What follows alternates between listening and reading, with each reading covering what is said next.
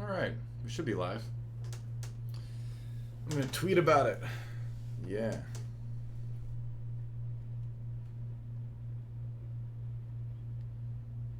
Time to tweet about the stream. 1 second.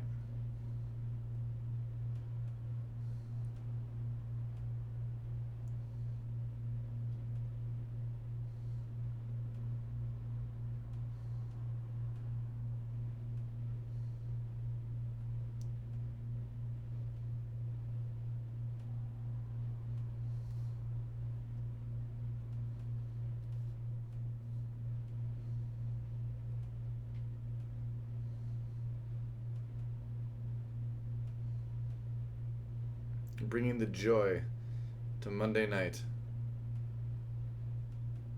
That's right.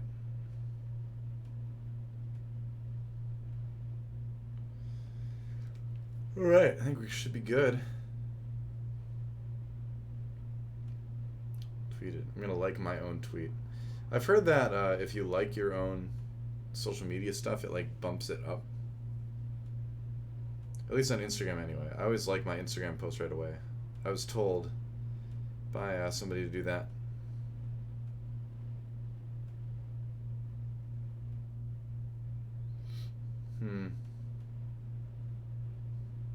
What's up?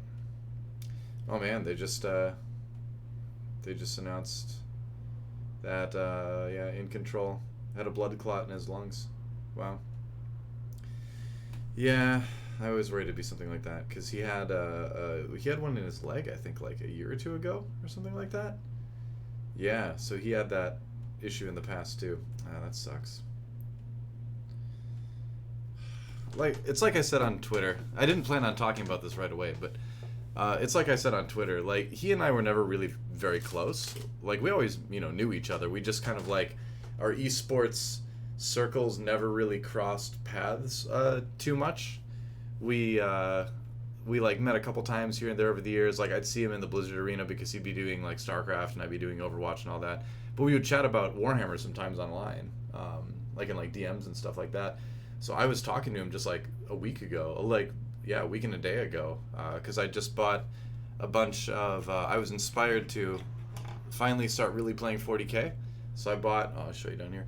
A bunch of Eldar stuff because these guys are just awesome. They're so cool, and I read up on their lore and they're awesome. So I was talking to him about like how to build out the units I bought and stuff like that, and yeah, it sucks.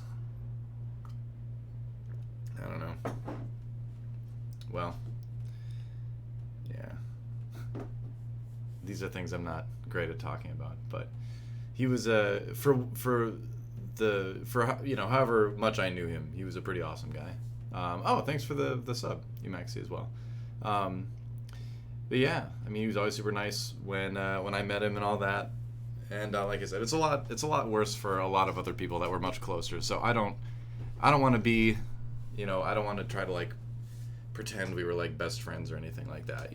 I'd like to think we were friends, but we never really got to know each other that well. But I was hoping, now that I was playing 40K, that he and I would get a chance to game because he was a big 40K guy and I was a big Sigmar guy, so we never really had a chance to play a game together. But I was hoping this would be it, but it's a bummer.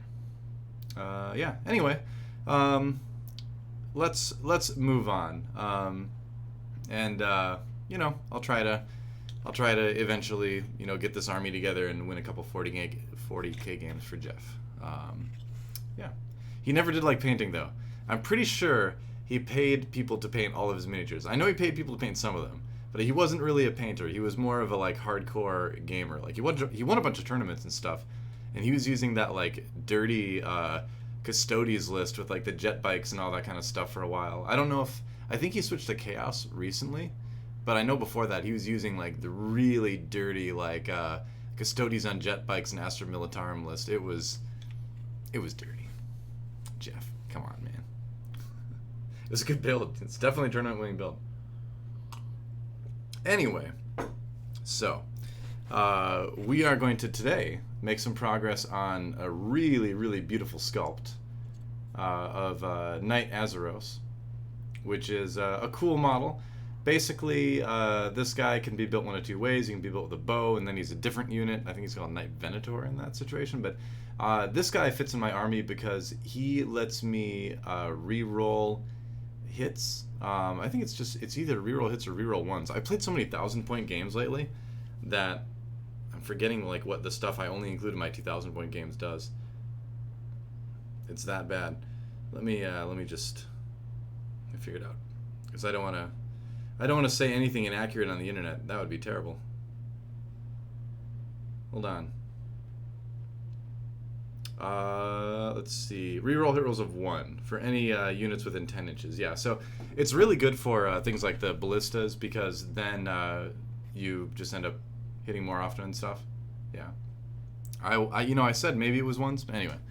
So, but the tricky thing is with this guy, he's a bit on the wobbly side. So it's going to be, am I stressing anyone out doing this? He's going to be a little bit tricky to paint doing this. Yeah, so I think we're going to start with the white, probably. We're going to focus on the wings first, I think. I want to kind of work my way down, because if I work my way down and I leave like this stuff for last, then I can put him into the big holder thing, and then I can do this stuff with this thing holding it. So I think in the meantime, I'm going to be holding these parts so that I can get a more stable hand on this part. Yeah, should be good. We'll see. Anyway, we're going to start with a regular old base brush, I believe. Yeah, nothing too special. I'm just going to get the wings done nice and quick, nice and sloppy. I think I'm going to start with Iron Ranch skin. I like this as a white base. It's a little bit on the kind of greenish side, but I think it's a good one to build off of, because it's more of a warmer, sort of like off-white. I was tempted to kind of just go Stormhost Silver on it, but I think you got to go white with this. That's the plan. Yeah. All right. So that's what we'll do.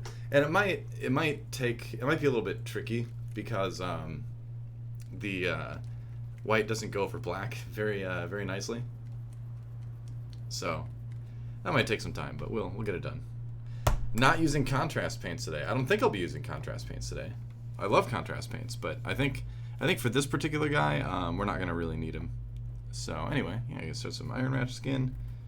A little bit of paint on the palette over here. We're gonna get started. This brush has seen better days, so we'll see how well it works.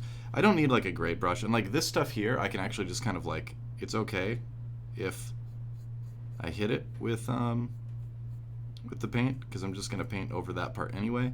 So the main thing is I just want to get in there in the crevices and stuff like that. It actually doesn't really matter if I hit the raised edges here. It's all gonna get painted over anyway. Need a little bit more water in this, I think. I'll try to keep up with chat. I'm gonna lower my chair a bit. Boom, like that. All right. I'll try to keep up with chat as well. Would you ever consider getting an airbrush for painting figures? I've thought about it, but I don't know. It kind of is it cheating to do airbrushing? I mean, I know it's not cheating, but I just kind of like seeing what effects I can achieve doing things kind of the old-fashioned way. Like, I know airbrushes are really great for getting that really smooth gradient and all that, but I've always kind of liked the idea of trying to get that myself, you know, without the aid of machines. I think maybe that's because, and you know, nothing against anyone who airbrushes. There's nothing wrong with that, obviously. It's just my personal preference. But I think it goes back to the fact that I do have a little bit of background in traditional painting, and so part of the fun of painting these miniatures for me is challenging myself to do an effect the old-fashioned way. So, you know, and as far as, to change subjects a little bit, as far as like light colors go, this actually goes over the black pretty well, honestly. We're just going to kind of work our way down the wing.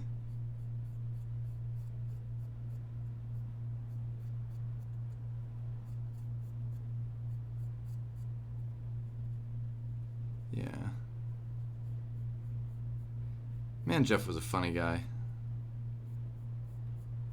He was like, you know, it's generally as a caster, I don't like watching other casters because you end up not self-critiquing, but you just end up critiquing too much, right? When you watch someone else cast and it's your job to cast, it's easy for me anyway to start to fall into the thing of like, oh, I wonder what, their mindset was when they were saying that thing, and it's like, oh, I bet I know what they were thinking when they said that thing, and all that kind of stuff. But with Geoff, he was one of the. I'm gonna move my camera a little bit here. It's kind of trying to like reach around things and still been uncomfortable.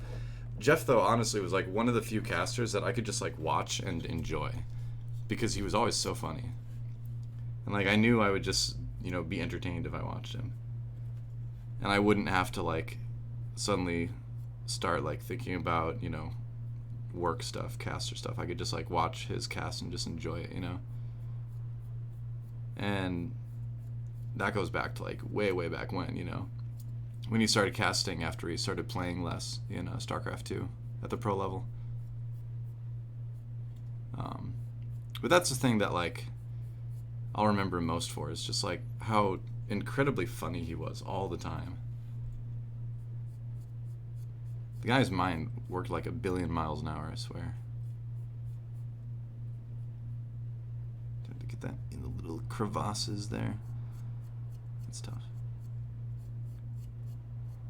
And he was funny in a witty way too. That's the thing that I really appreciated, was that, yeah, sure, he was definitely vulgar sometimes, right? But like, he was always funny in like a more thoughtful way than just saying something that was like funny because it was shocking, right?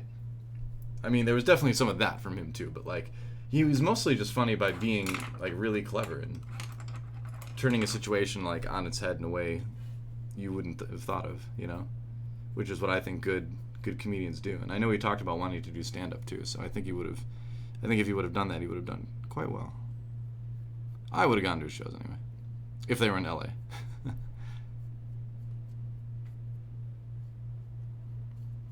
Yeah.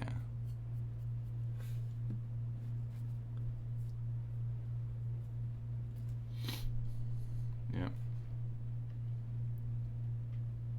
That's right. I'm the guy in cyberpunk stories that like to do things the old-fashioned way. I'm like, all organic, baby. None of those machine parts. You know who said the word machines? The weirdest I've ever heard a human being say the word machines? Morpheus in The Matrix. In that one scene where he's doing the speech in Zion, and he goes, machines! Like, he puts like a big emphasis on the second part of the word, which is really, really bizarre. I mean, that whole trilogy got kind of a little bit strange towards the end there. Considering that speech was immediately followed up by a big like caveman orgy, so I mean, it was one of those nights, I guess, down in Zion. But he emphasized a lot of weird words in that speech. He was like saying like, for 100 years. Like, why would you emphasize the word years there?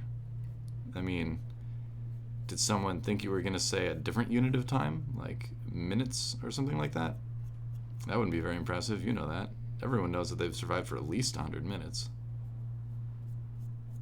So no one's going to be surprised if you say years, Morpheus. You don't have to put so much crazy emphasis on it. I mean, don't get me wrong. Lawrence Fishburne is a great actor, but that was a really bizarre scene for many reasons.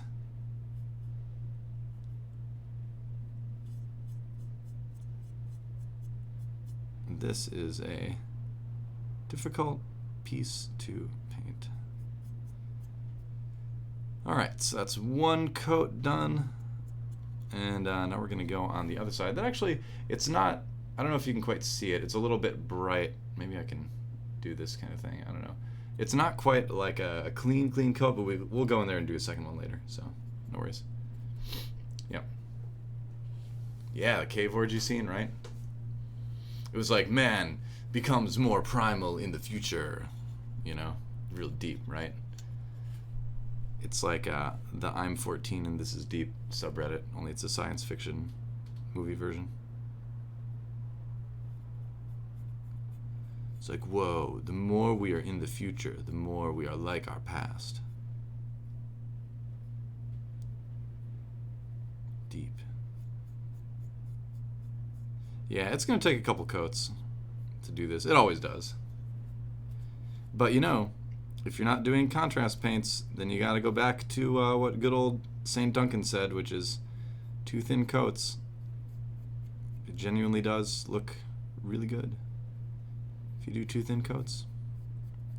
And again, if you're concerned about the messiness with which I am applying this coat, do not be. Do not worry yourselves, because I'm going to paint probably silver and gold over all this later, over all the metal parts that are kind of raised up, so it's not going to end up being a big deal. So the thing I'm noticing with this model right away is that it's really awkward to hold. It's very difficult. I probably, if I would have been really smart about this, I would have painted the wings separately rather than on the model, but I put it all together because I wanted to use it in my games, so oops.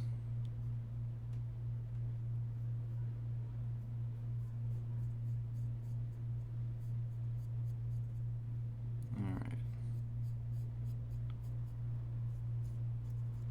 Cool. Yep. And so the goal is, also the other thing too, is that he's got this like lantern that he's holding, which makes it like especially difficult. If I turn this off, does that improve things a little bit? I think it does. Creates less of a glare, maybe. Yeah. That's alright. Stab yourself model. Yep, this is definitely one of those models.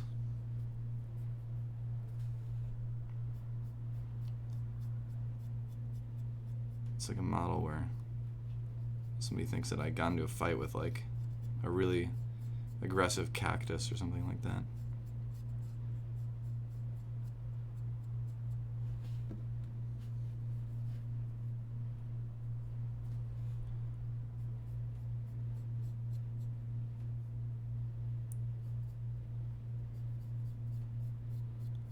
I think my favorite, one of my favorite Geoff inControl Robinson monologues on a podcast dates all the way back to State of the Game, way back when.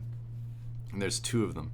One is his monologue on horses, which is horrifically inappropriate and very, very not safe for work, so keep that in mind if you look it up. And but it's really funny. And the other one would be his description of artosis, the who is artosis one. That is definitely top tier esports monologues, esports related monologues. I guess horses aren't really esports related, but it was on an esports podcast, so whatever. You get the idea. Yeah. That was a great episode. That was like a legendary esports podcast episode. I remember when that happened. That was when, that was super early on. That's when I was just like a dude hanging out in Minnesota, putting my replay casts on YouTube, and then posting on Team Liquid and being like, guys, I'm trying to get into casting. Can you tell me how I'm doing? Can you critique my stuff? Which was absolutely the right thing to do, because, you know, it got my name out there, showed people I was trying to improve, and it's exactly what I recommend to anyone who wants to get into casting, is just like, just make stuff and get it out there, you know, put it out there. Alright, so there we go. Those need to be, get a second layer, yeah. Yep. Any advice regarding working in an Asian country? Well, I mean, the thing is that all the Asian countries are really different. So, I've been to China a couple times, but I don't really know what it's like to live in China. So I can't really give you any advice there, because it's not like Korea. So, yeah, very different places for many different reasons.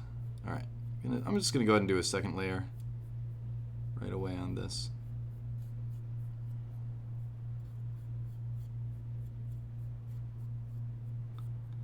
I'm going to use a different brush too, I think. because I need to be more messy with this. Yeah. Cool. If I miss any questions, just post again. Yeah. Well, South Korea is always a cool place to visit if you get a chance. I highly recommend it. I'll just go back to this brush. It's kind of bad, but I just want to get a lot of paint on this surface quickly, so yeah.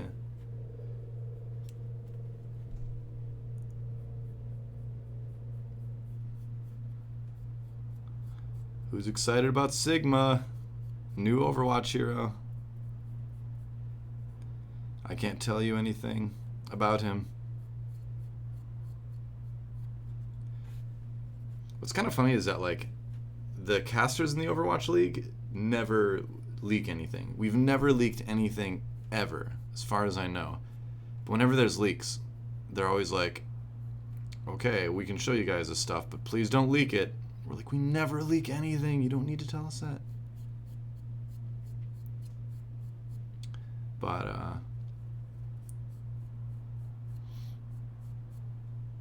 let's see. But we were playtesting him last Wednesday at Blizzard HQ, and he was awesome. Really, really fun.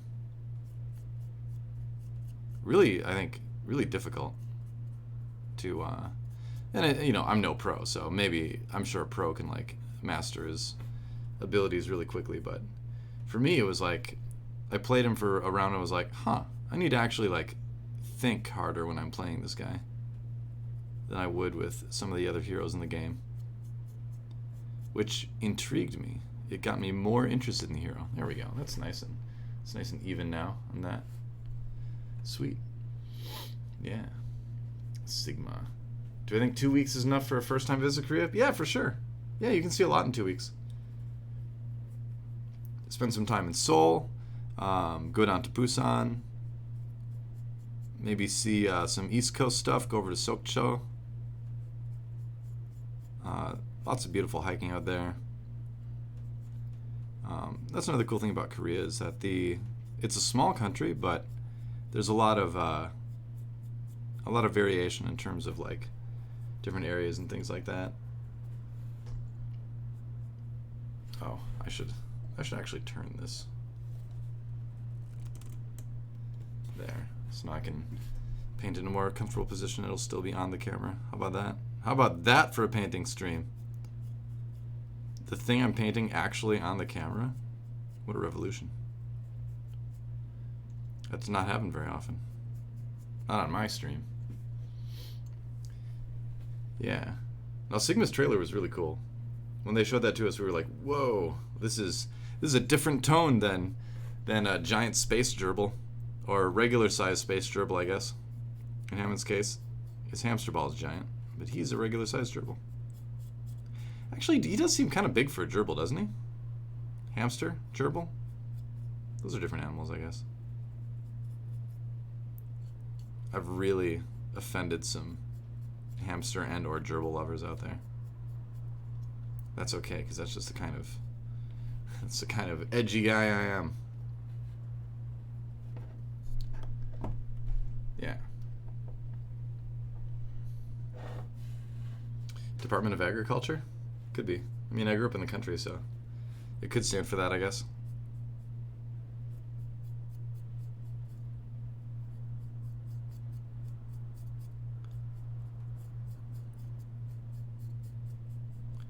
So another tricky thing with this guy is that, like, to make my brush strokes meaningful, but yet light enough that I'm not going to break his wing off.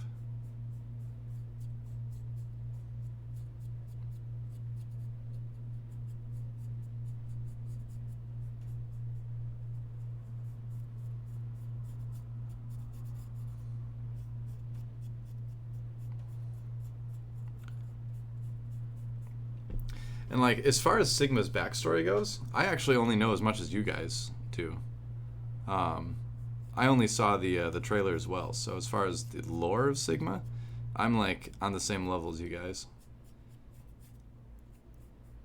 But it seems to me that he's being like used by Talon because of his scientific expertise.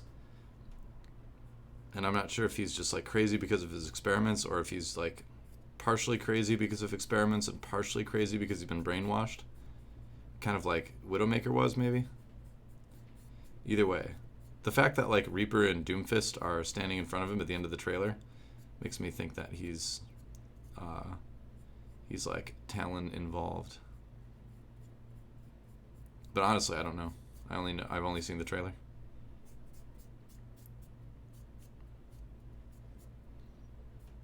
All right, there we go. Wings.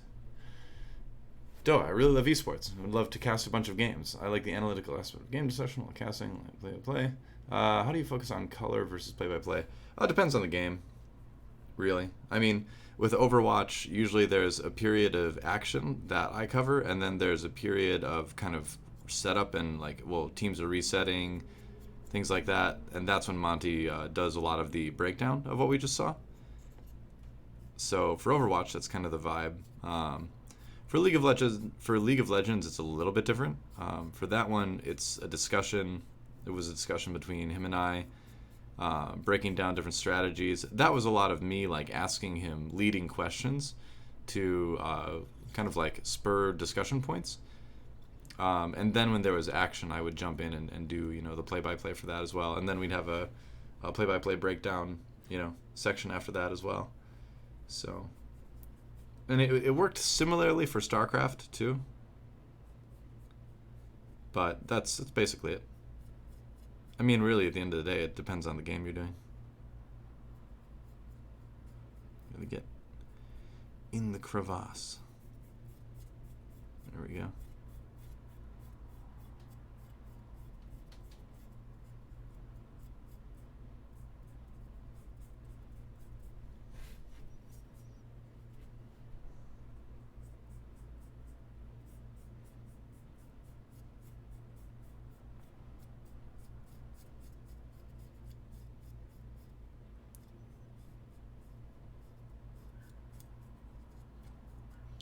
I should check Twitch chat.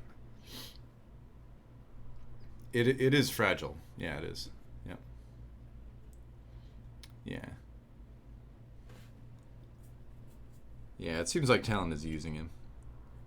Because that's like kind of a theme with Talon, right? Is they like to take people and essentially use them like Batiste, you know? Batiste is the same thing, where he ended up being kind of used by Talon. He was looking for a place to belong, and Talon took him in, and, you know, by the time he realized who he was in with, it was a little bit too late to get out easily, you know? So, if it can happen to Batiste, it can happen to anyone.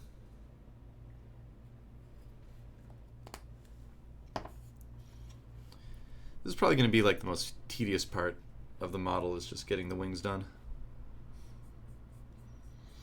And they're going to look sick. They're going to look so sick when they're done.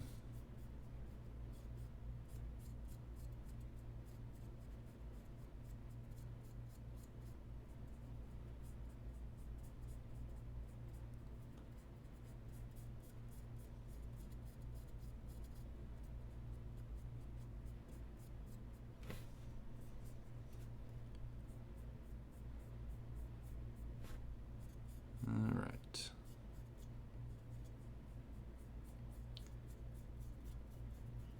More wings.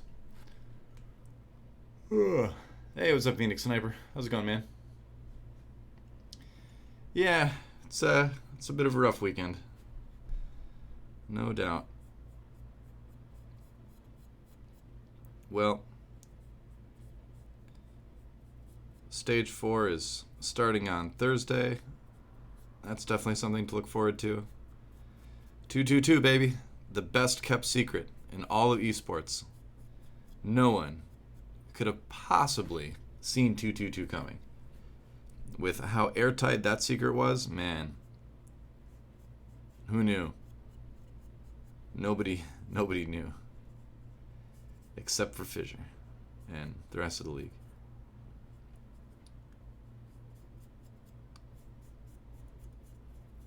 Yes. Dude, Fissure, how about that?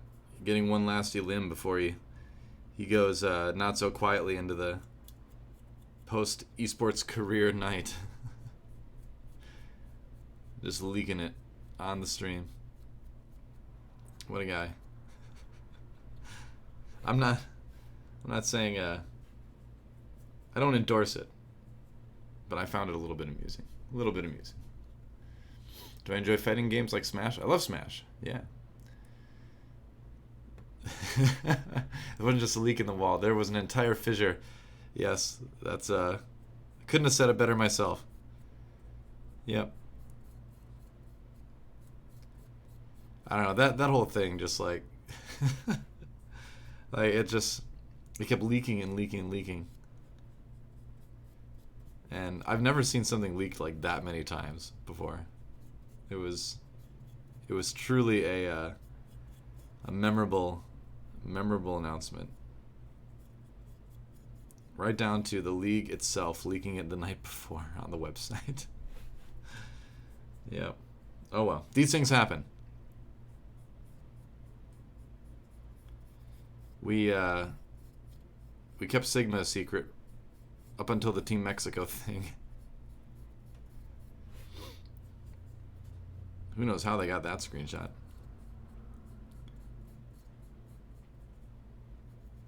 And people still don't know his kit, so that's good, I guess.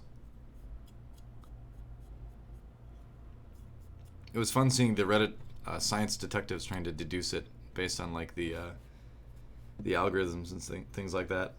I can't tell you if they were close or not because that would give away things, but it was cool it was interesting to read it. Look at how good I am at not leaking things. Rocket Cat 2021, by the way.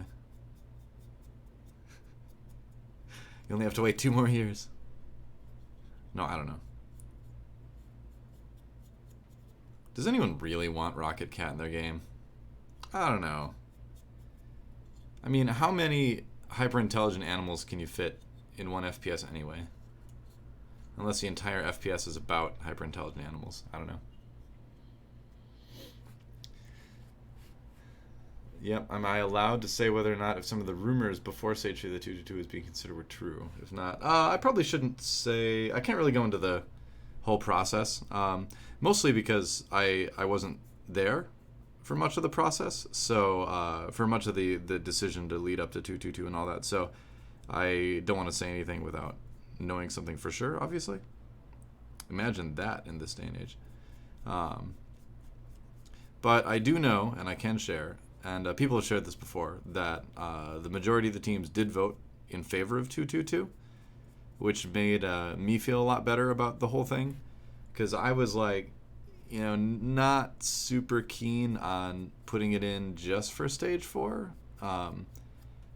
As much as I dislike the GOATS meta, But when I heard that the majority of the teams had voted in favor of it, I felt better about that.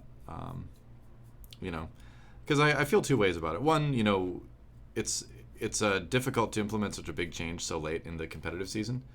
But at the same time, everyone is kind of starting on a somewhat level playing field, at least, because they're all having to tackle this thing at the same time. So there is that, I suppose, too. And, obviously in a league like this, the teams do have a lot of say in it. So it's interesting that the vote went the way it did. Maybe not so surprising, though. I mean, if you think about it from the team's perspective, yeah, it's tough to deal with a big change like this late in the season. But, you've got these DPS players that have been just sitting on the bench all year, That can't make for a happy team environment. And, although I do like GOATS as a composition, I didn't like seeing GOATS every single map in every single game for a while there. So it'll be nice to have a change.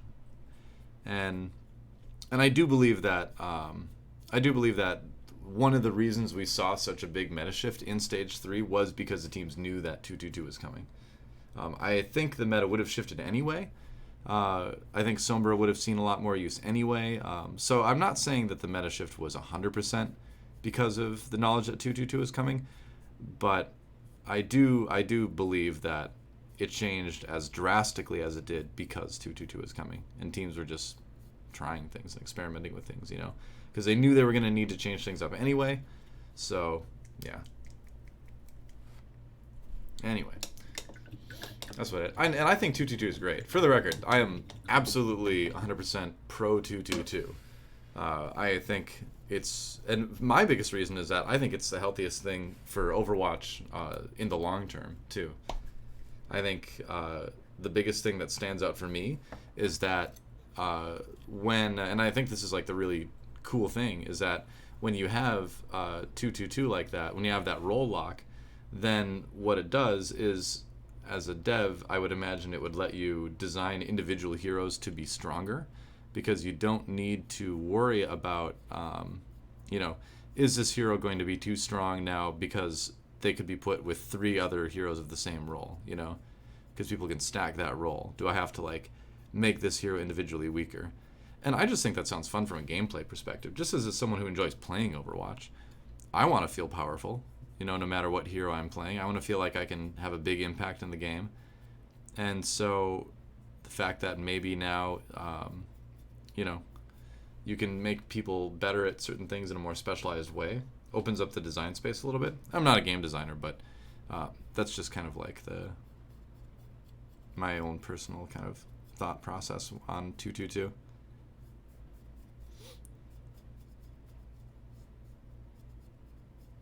Yeah, I think it will spur in a lot of creativity as well. So, as far as compositions and things goes, I think map choice is going to become really important.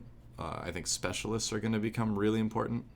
Again, having somebody who's really particularly good on one hero and one map and one situation. I love the idea of pinch hitters coming in and doing that in Overwatch. And I think 222 is going to allow that a little bit more. I think it makes plays like that a little bit less of a gamble, Anyway, let's see. Would I consider casting Smash? I would need to learn a lot more about the game to do it, but I love Smash, so yeah, I think it'd be a lot of fun. It'd be a lot of fun to cast Smash. I don't know when I would ever have the time to do it, but, and I always like to say, I can cast any game in the entire world if you give me a month to prep for it. Like any game, even a game I've never seen before, I could cast it if you gave me a month to prep, to play, to watch matches, to talk to pros and things like that. I could do it. I could do it in 2 weeks if I really, really had to, but a month, I'd be fine. And I think any of the top casters should be able to do that. Cast any game with a month of prep. That's what I had for League of Legends. I literally had 1 month to get ready to cast League of Legends. Going from playing the game extremely casually, I would just play once in a great while, once every month or 2 with my friends. Going from that to casting OGN Champions in 1 month. And that's one of the reasons why I said yes when they asked me to cast League of Legends in Korea. It was because I wanted to challenge myself and see if I could do it. See if I could learn a brand new game that quickly and get to, cast it on a semi-decent level, that quickly. I definitely wasn't the best caster with League when I first started, but I think I did pretty solid for having never done it before, Check it out. It's pretty nice looking wings. Yeah. All right. Cool. Have I ever seen the Astartes film on YouTube? Yeah, man, those are awesome. Those are really cool. I like them a lot, especially the new one. The new one is really good. The newest one, I think it was 4, just came out. It's really good. Apparently they're making an Eisenhorn TV show now. And if you're not familiar with Eisenhorn, he's a main character. One of the major characters in the Warhammer 40,000 universe. He is an Inquisitor.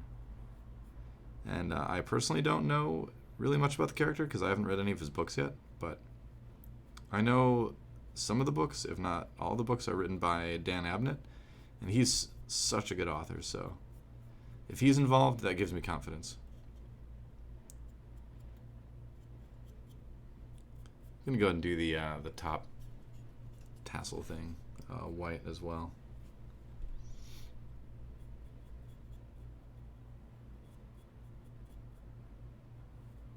You know what I was thinking? Maybe for these painting streams, it'd be cool to bring another person into it, like either somebody on voice to talk about Warhammer, or bring one of my hobbying friends here and have them hobbying with me, just chatting about like Warhammer and stuff.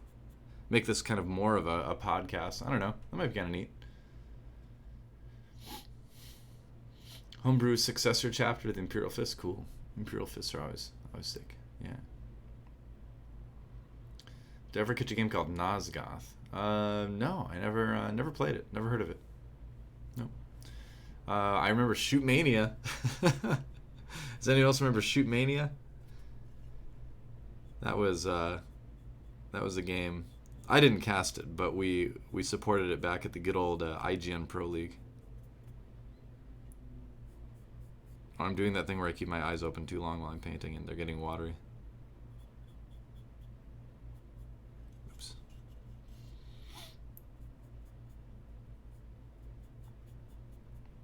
All right.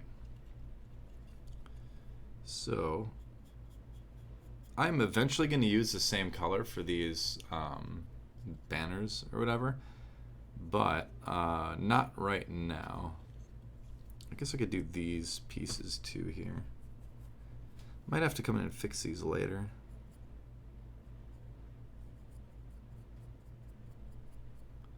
But I can do them for now anyway. Get a start on them at least.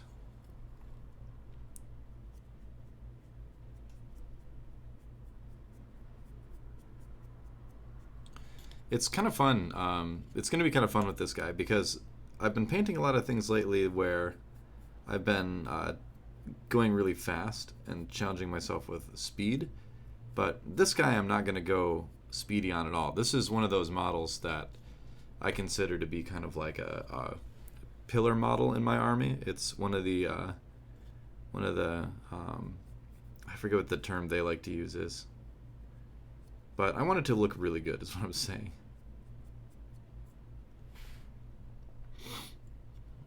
All right, let's see.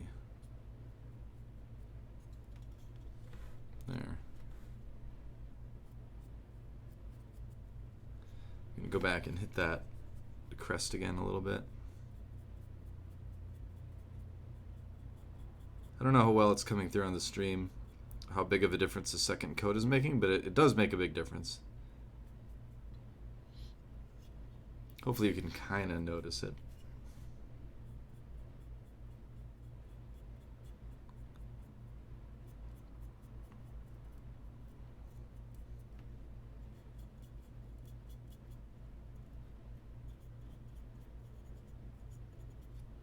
It's like a little bit of hair back here too.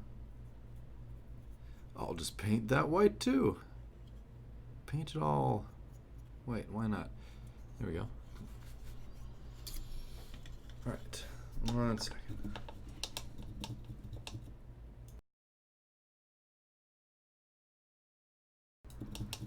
I had to snort. I didn't want you to have to hear that. It was gross. Yeah.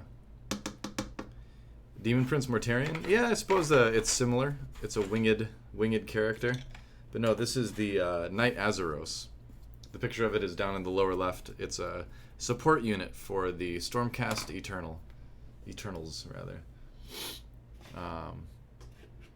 Here's another one of the Stormcast Eternals. Here's my Knight inControl that I did a while ago. He's actually a conversion from a different Knight inControl model, but I added a lot of parts to it. Gave him that cool like lightning and stuff like that. He's kind of like lifting rocks as well right there with the energy coming out of his hands. This was a fun one to paint. I can't remember. I might have painted that on stream. I can't remember. I may have. Yeah. Yeah, I should try to find like good painters around the area. I mean, I know some good painters. And can maybe do like a dual camera setup, compare styles and all that. Yeah. I know pretty much all the good painters at the local store here. Let's see. Alright, so what's next? What's the next color here? Do I prefer fantasy over 30/40K? So here's the thing. I prefer the lore for 40K. And I guess I should say 30K really more than that, because I really, really like the Horus Heresy. I prefer the lore there, and I prefer the... don't need that. Hold on. But I prefer the game of fantasy. So that's kind of where I'm at with that. Like, I like playing Age of Sigmar, but I like reading 40K. Alright, so what's the plan here? I think maybe... I kind of want to do silver for the wing stuff. Silver and gold. And then gold for the helm. Maybe gold would be the best way to go right now. I don't know. Either silver or gold. There's not a lot of red on this guy, actually. Oh, I know what I'm going to do. I'm going to make these things red. That would be so sick. Yeah, these will be red. And I'm going to mark that right now so I don't forget. Because by the time I get to that point, I might have forgotten. So let me... This is what I do sometimes really quick if I like have a plan for painting a piece of a model a certain way. And I know I'm not going to get to that part for a while. I just like mark it like that with the color I want to use. So I remember when I get there. Oh! Such an unstable model. Yeah. Alright, so... let's see. What do I think of Warhammer memes? Like, I am Alfarius. I love Warhammer memes. I love all the memes, you know? Who doesn't love memes? Alfarius is a... Or rather, Legion is the novel that he first shows up in. And that is a sick novel. Also a Dan Abnett novel, coincidentally. Alright, so... now, what am I going to do next? I was saying either silver or gold was the plan. Yeah, I think I'm going to do... silver... Yeah, okay. Well, silver or gold? We'll do gold. Let's do gold. Yeah, because there's a little bit less gold, so I'm going to do that one first. Trying to read Horus Heresy, but people keep stealing the novels from my local library. No! That's sad. I usually get all my novels off of Amazon because you can find like used ones for really cheap. Sometimes you can find some of the novels for like $3 or $4. So I know that's not free. It's definitely not. It definitely doesn't beat just checking them out of the library. But people keep stealing them, and I think they are novels worth owning too, for the record. But I don't know if that helps. Maybe it does. Maybe it doesn't. As a last resort, I think Amazon has some decent deals. Oh no! Look at that! I immediately hit this with the gold, but I was able to rub most of it off with my fingers, so it's okay. All right, let's do the gold on the wings.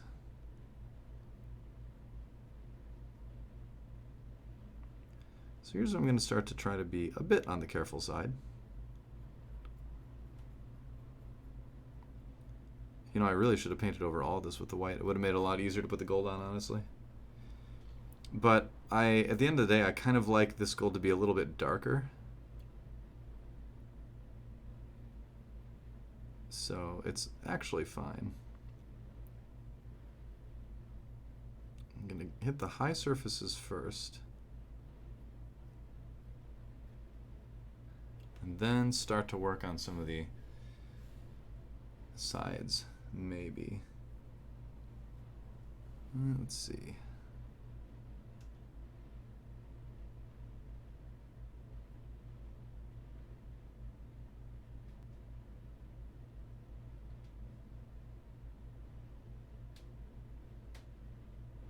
Such an awkward model to work with. But it looks awesome. So I'm totally fine dealing with it.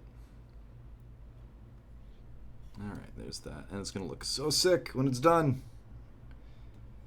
In order to gain the patience to work on a model like this and really go slow enough You have to always keep the finished product in mind. Pardon me if I stop talking during some of this too, because you really need to have a good steady hand, and it's hard to do that when you're talking. So I apologize.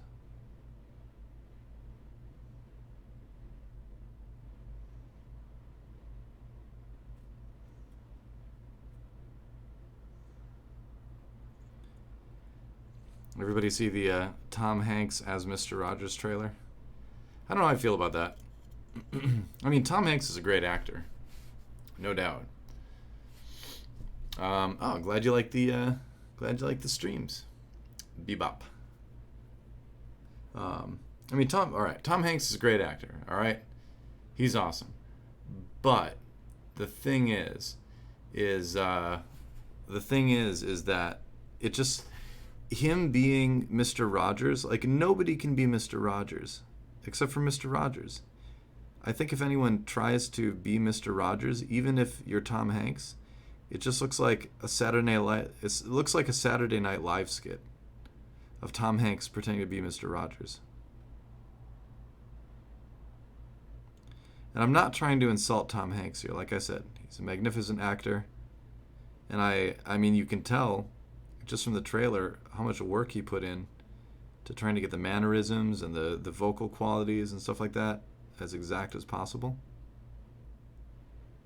But at the end of the day, it just looks too weird. It's like you've entered the uncanny Mr. Rogers Valley at that point, you know? Where it's close enough to be almost convincing, which just makes it weirder. You know? Like that Cats movie that's coming out. Oh man, that is some nightmare fuel right there. Some horrifying stuff.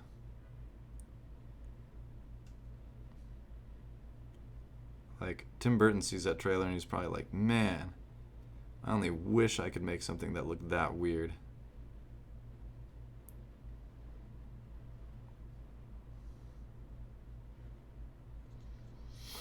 All right, there we go. School things are turning out well. Alfarius could be Mr. Rogers. That is true. Alfarius could be anybody. It's a good point. Yeah, you're not wrong. You're not wrong. Yeah, Stephen King as well. I think another person would be very impressed with the cats in the new Cats movie. In terms of their sheer horror potential.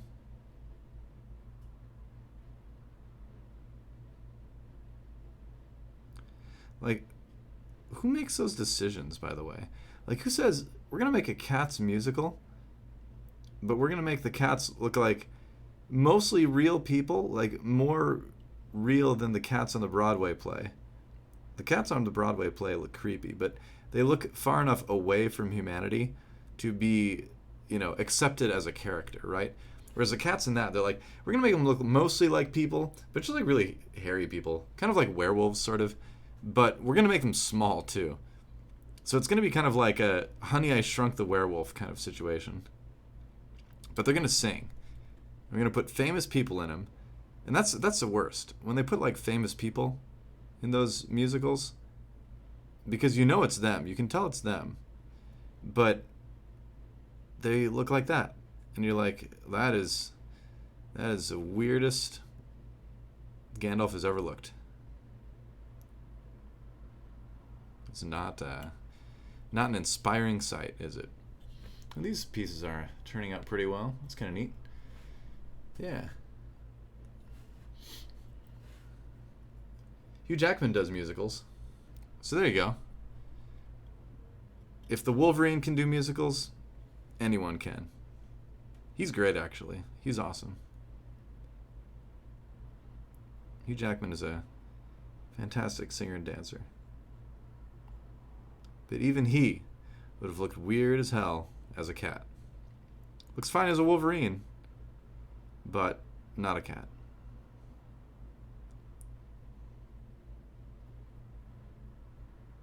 I mean, I'm not a big cat fan in general. Like, musical or animal. I had a nightmare cat pet for a while. It was bad. I had many lacerations in my forearms for no reason other than I was trying to be nice to it.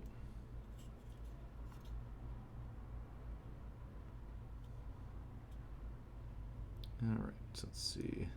Oh, getting these underparts is really difficult. Yikes.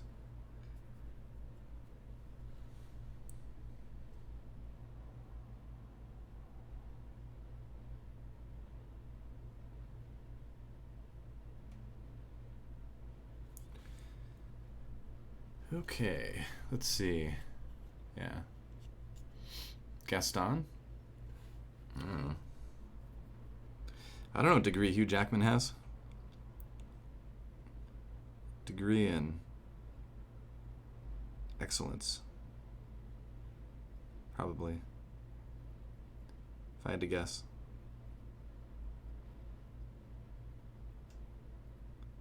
Degree in making claws pop out of his hands and fomenting revolution.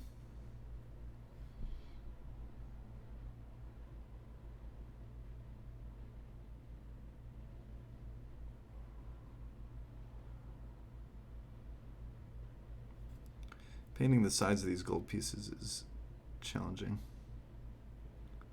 In a good way. Alright. Sometimes I say alright to myself to remind myself that I actually have to stop talking for a second to do a good job on this one piece.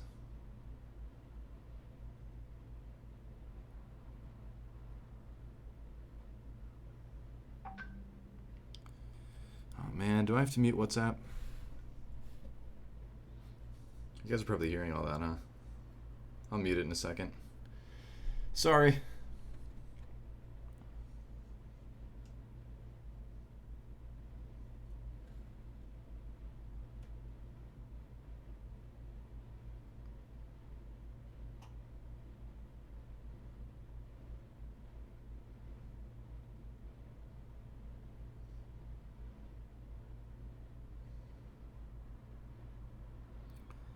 All right.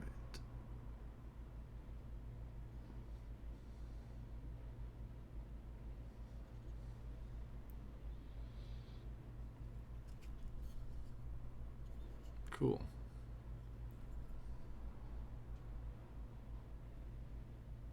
All right, I'm gonna mute. What's that?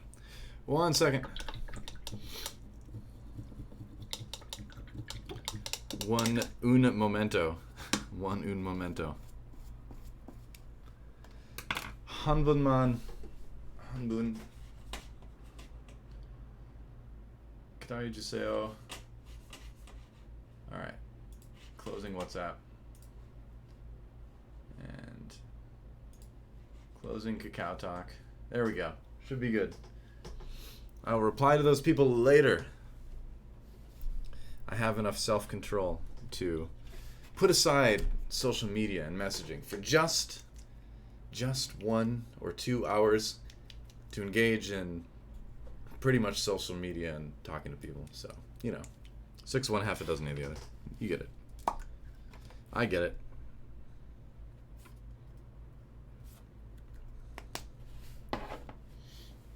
Dude, I'm so excited for 222 as well. Oh man, die goats die. That's I mean, it was already going away, you know, because people knew 222 was coming, but still, like, I'm very, very excited to have this roll lock. It's gonna be so nice.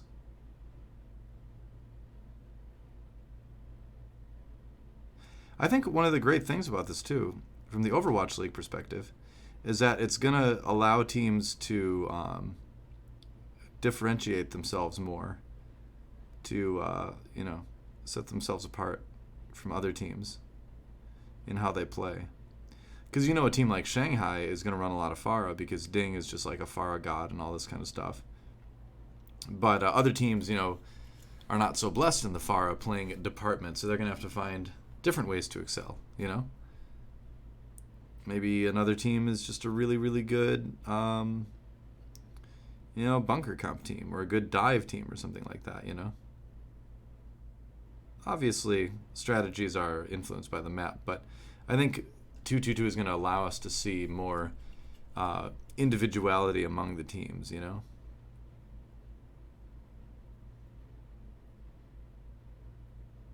Oops, missed that one up. Oh well. Oh well.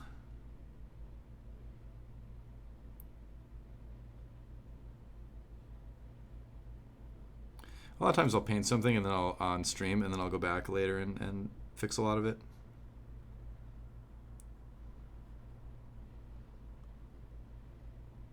So I think it'd be kind of boring to watch me fix the details on stream rather than just get, you know, a lot done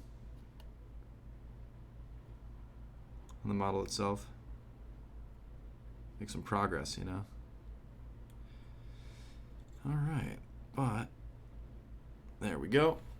There are the gold pieces on the wings. Starting to come together. I feel like I should put some gold in the middle here too, but I think I'm going to go silver first and then gold over that later.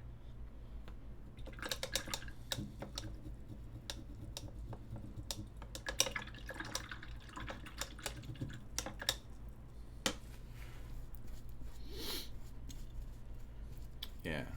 Do you think Big Boss Pine will be back? I hope so. Maybe. I mean, the tricky thing is that they've got Flower, too, who has a lot of overlapping heroes that Pine does, and is just as good, if not maybe a little bit better. I'm using Citadel Paints to answer Cloud9. I see what you did there. Yeah, which are the standard Warhammer paints. I like them. They work just fine. And, yeah, I'm going to do the gold on the other side of the wing now. We're going to focus on just getting the wings to a done-ish degree right now. Nene is really good too. That's also a good point. It's easy to overlook Nene, like I did just there. Because people think about his Zarya and his not-so-great ultimates, but he actually is a great hit-scan player as well. Because we saw his Widowmaker once in a while, so, you know. We know he's got it. We know he's got it in him. We've seen what he's done, you know, before Owl, so...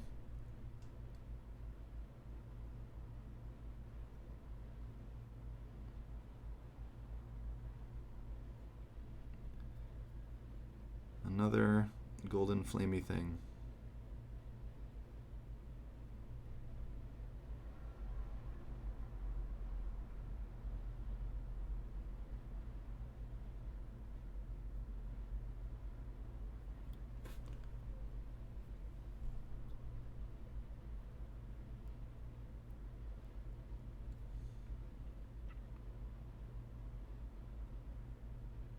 Do the sides of this thing and I'll check Twitch chat again.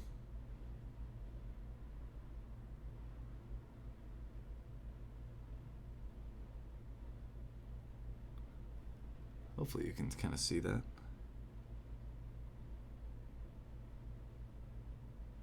I'm actually painting the sides.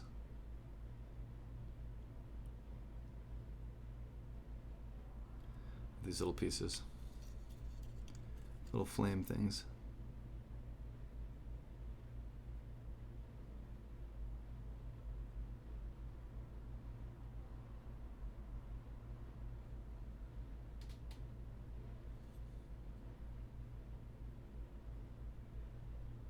Probably go back and have to do another coat of gold again later.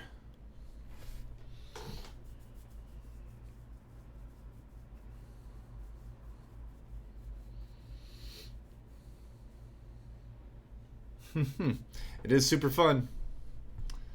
Yeah. I mean, if you love painting tiny things, then Warhammer is definitely the thing for you.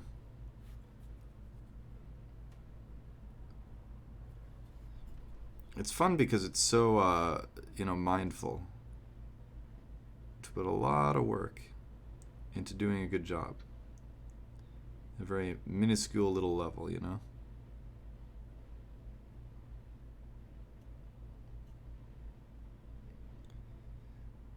So many things right now, I feel like, especially on social media, are like big movements, right? You want to do something big and funny and ridiculous on the internet to get attention and grow your social media following and all that kind of stuff. So it's nice once in a while to step back and work on something really, really tiny and quiet, you know? I think I think that kind of balance is a healthy thing.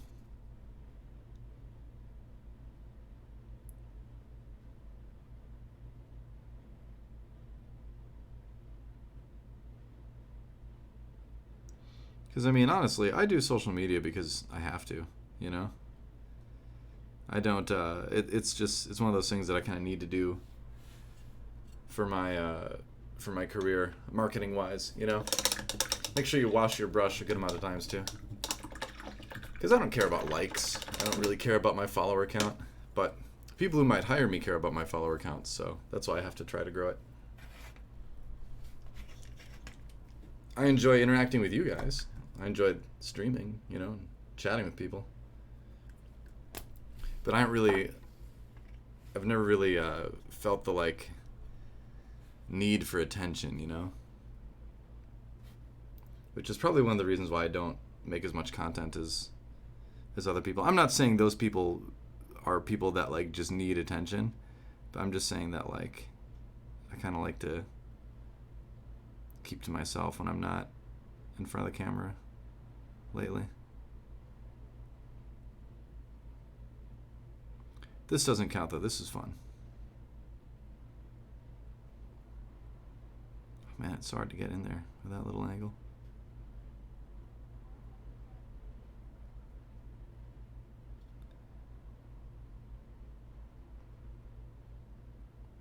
I suppose making content is marketing too, isn't it?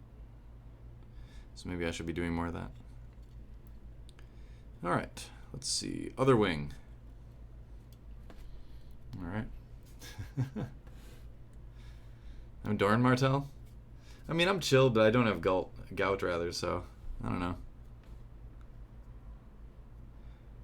And we get along. I don't know if the Martells got along.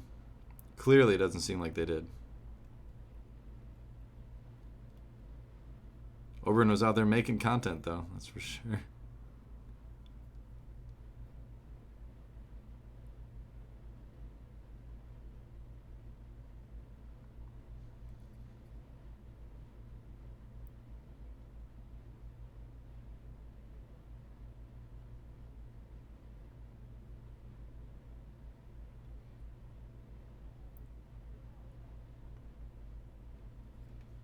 Who would your esports Game of Thrones be? Your Overwatch desk and cast talent Game of Thrones. Who would be who? That's the real question. This is a dangerous question to ask Twitch chat. I don't know. I don't know if I'm going to like where this goes, but we'll do it. We'll open up that can of worms.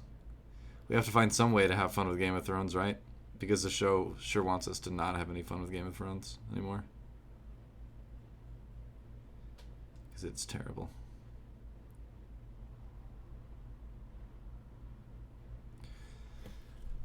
All right. Who do I think I would be? No, I can't do that. I can't tell you who I would be. Yeah. Yeah. Well, there you go. Yeah. See, Doran Martell. Why is that so hard to say? He was a pretty cool character in the books.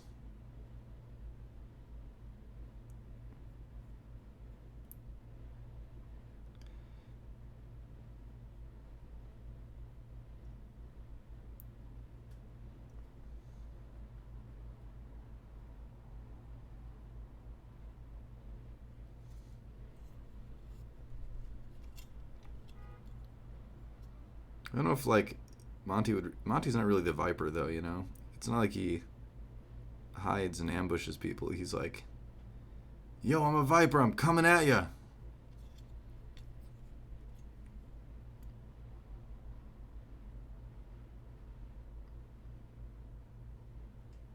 All right. This is all a test to see if Monty's in Twitch chat. Yeah, the Lannister, like, the Sand Snakes were way cooler in the book than they were in the show. That was the first time that the show really kind of, like, went off the rails a bit, is how they handled the Dorne stuff. Those scenes were just boring. And I don't know, I just remember the Sand Snakes being cooler in the book. I couldn't tell you exactly why.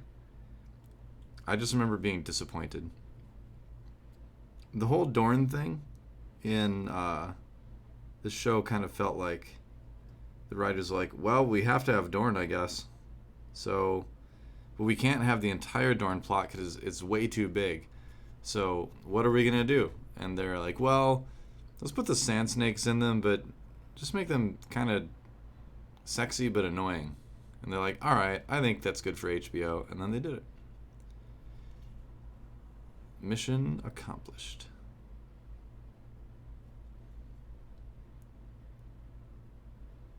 I could be a critic. There you go.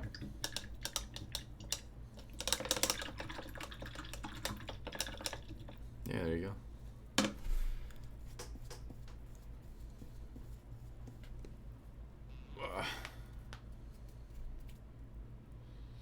Alright, so the gold stuff is done. Just keep working on the wings, I guess. I'm gonna do this. I'm gonna do this gold shoulder piece first because I still have some gold on my palette, and it's a place where I might hit the wing while I'm doing it, and so because of that, I want to do it now and then paint over it later rather than have to fix it later.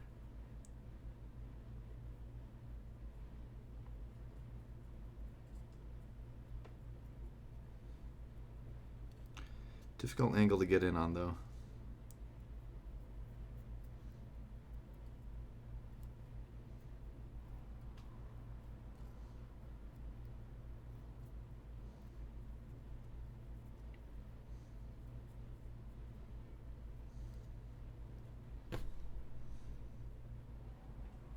Gold is one of those paints too that like dries really, really quickly on your palette. So if you don't do everything fast with it, it just kind of becomes unusable, which is a bit irritating.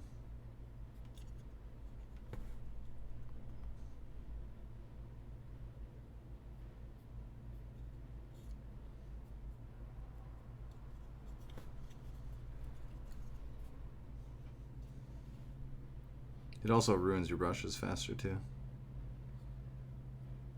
So if it dries on your brush, it can be tough to remove.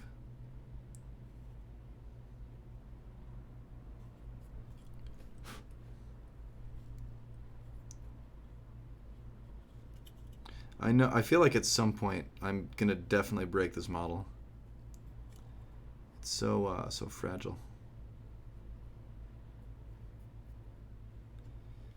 There we go. It's the gold shoulder thing anyway. Hopefully not. Yes, hopefully I did not break it.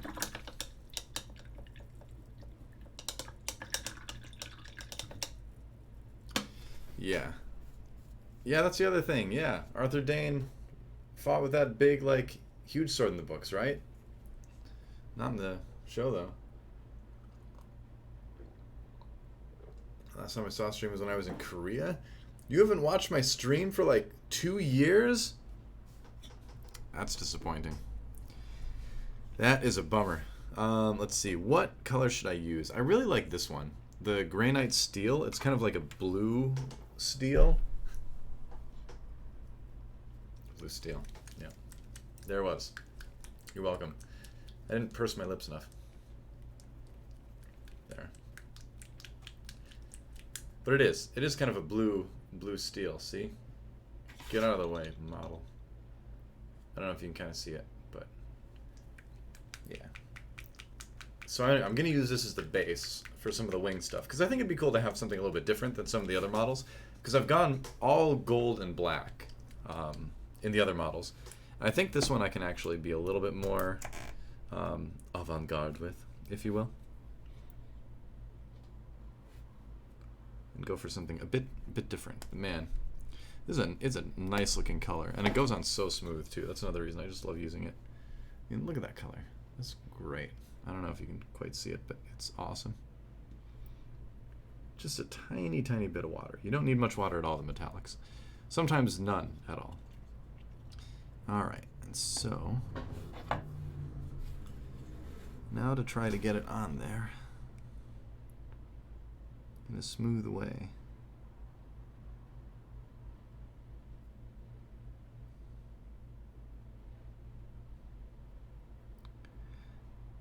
These new metallics really do go on extremely smooth. Even over black, which is quite impressive. Probably still need to do 2 coats, but it's not bad.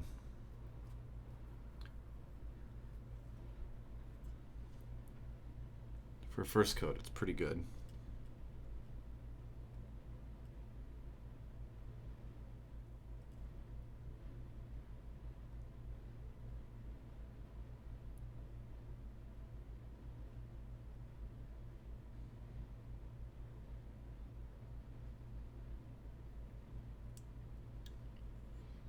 Anyway, I just think this will look really cool. If I see, I go kind of a mixture of silver and gold on the wings, in a way that I haven't really on any of the other models.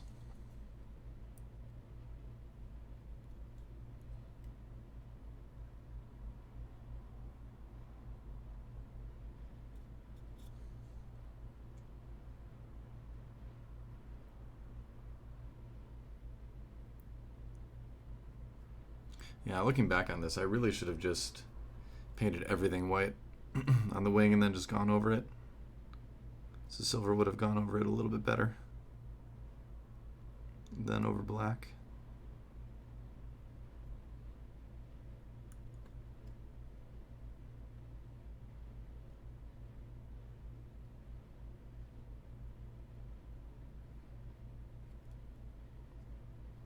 All right.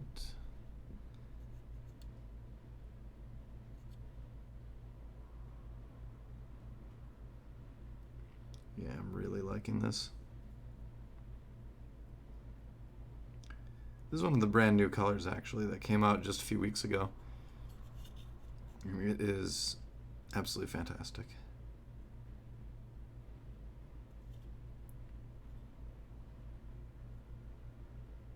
I really can't believe how smooth it goes on. Like, look at that. That looks so sick. It's such a nice, really icy blue metallic sort of sheen to it. That is so sick. Cool. Oh, see you, Virgil. Bye. Thanks for stopping by, my friend.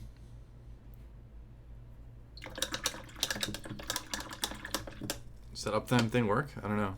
I don't know if I have it enabled on my stream. I don't have a lot of things enabled on my stream because I don't really stream very much.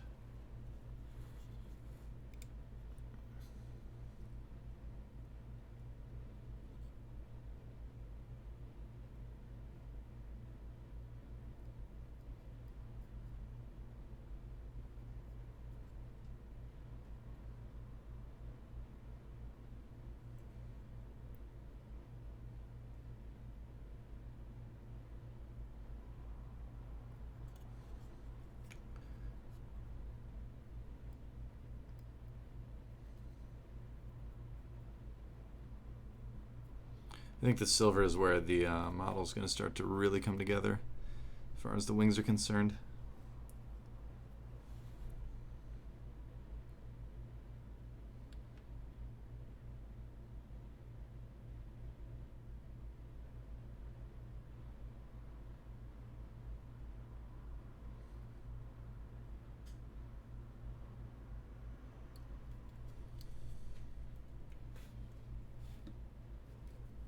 I hate holding it by the wings, but it's the only way I can get like a good angle on it.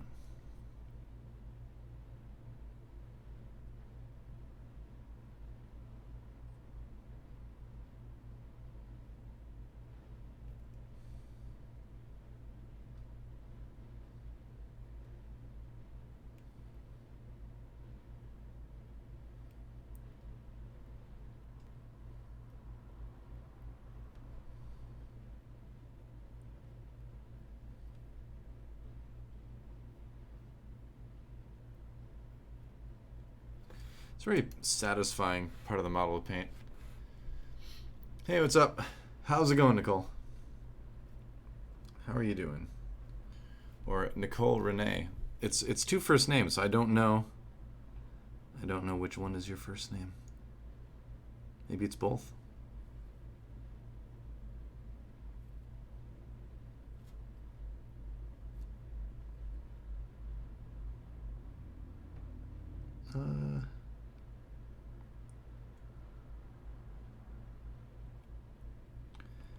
So tough to get in there.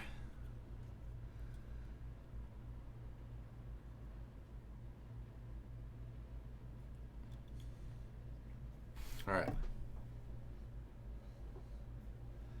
Cool. Nah, you don't have to be worried about. You don't have to be worried about mistakes. You really don't, because it's water-based acrylic, so it goes on really, really thin and really smooth too. So if you make any mistakes, you can literally just go back and paint over it, and you can do it pretty much as many times as you want, and you're never gonna notice anything from below. That's one of the beautiful things about this hobby, is that you can make this stuff and you can really spend as many time or as much time as you want, like fixing mistakes and going back and cleaning it up, because there's really no limit to how many times you can repaint something.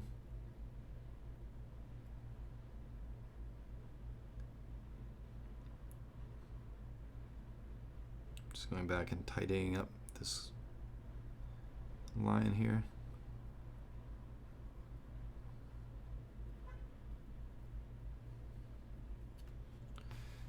Yeah, well, that's looking pretty cool. I'll take it. Nice. For some middle name. Ah, I see. How long have I been doing this for a hobby? It's about 2 years, a little over 2 years now, actually. And full disclosure, I do have a background in studio art, in oil painting and things like that. I was a graphic designer for a year as well. I have a degree in fine art, so it wasn't like I was starting from square one as far as using paints and paintbrushes. But about as far as miniature painting goes, about 2 years. I've loved every minute of it. It has been like my favorite new hobby I have ever added into my life. Maybe climbing comes close, but I like this more than climbing.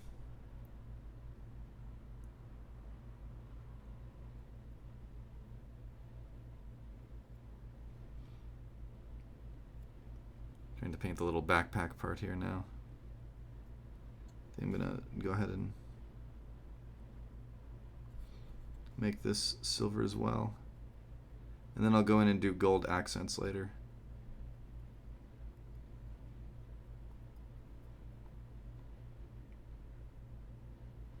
I just love this silver color. I kind of want to use it on as much stuff as I possibly can. The tempting thing is to go over the silver with the Talisar blue and make it like a metallic blue sort of look, but I think silver is probably where it's at, just leaving it that way. Do I still graphic design at times? Sometimes. I did the covers for my little brother's science fiction fantasy novels that he writes. He's an amateur writer. I think he's good enough to be a professional writer. No bias, but seriously, he's that good.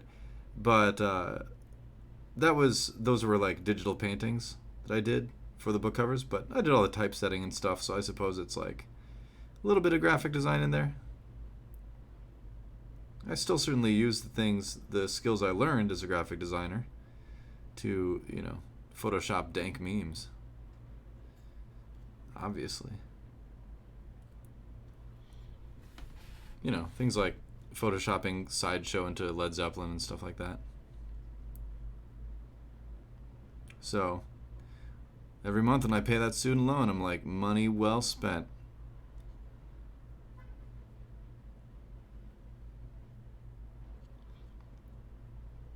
It was all dank meme training.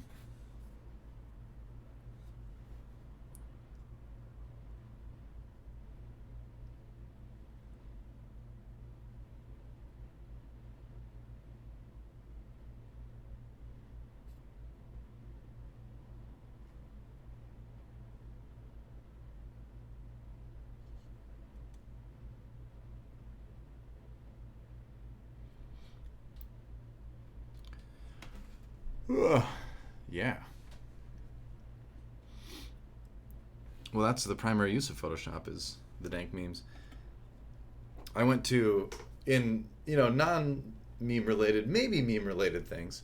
I went to the Harry Potter world at Universal here in California a few days ago.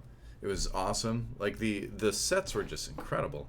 The lead up to the ride, the big ride, was almost as good as the ride itself. Especially like once you get into things like miniature painting and stuff, it makes you really appreciate all the detail and the work that goes into set design. Because essentially you're just kind of doing a lot of that same thing, just on a larger scale. You're taking one surface and trying to make it convincingly look like another. You're trying to take plastic and plaster and cement and make it look like old stone and old wood and stuff. And they do a really, really excellent job. The whole environment is just very, very cool there. You really do feel like you've kind of stepped into the Harry Potter world, And in case anyone's wondering, yes, I did buy a wand. I did. I didn't try to find my own wand or anything like that. I was having trouble deciding. And my wife said, "Oh, I've got something that's perfect for you." And I'm like, "Okay." And she picked out Albus Dumbledore's wand for me. And I'm like, What are you trying to say here? Do I strike you as a wise but old man?" And she was like, "Yes." So I was like, "Okay." So I've got Dumbledore's wand now. It's the Elder Wand. It's a powerful wand, though. I can assure you that.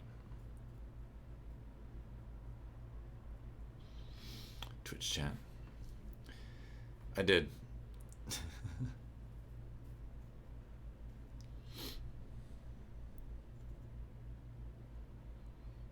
Dual wisdom is the best wisdom.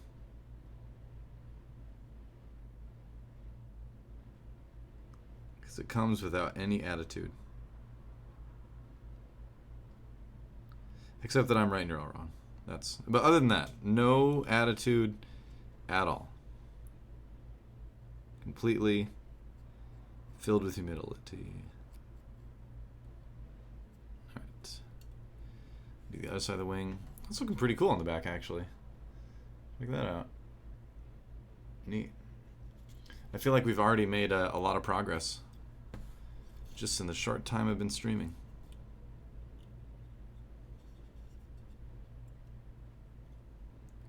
It's so hard to hold this model. And I can't put the base in the holder or anything like that because it wobbles around too much.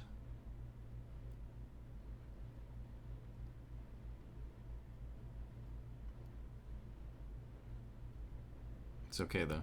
Thankfully, I only need to paint one of these.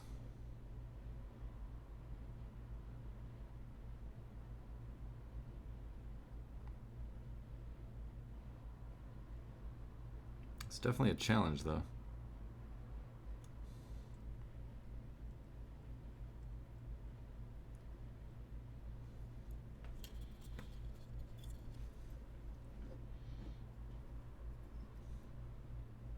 I put a tiny bit of water on my brush each time, because I don't want my brush to get too dry while I'm doing this.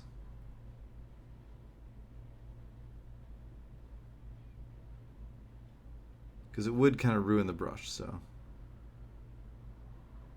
do need to be kind of careful with that.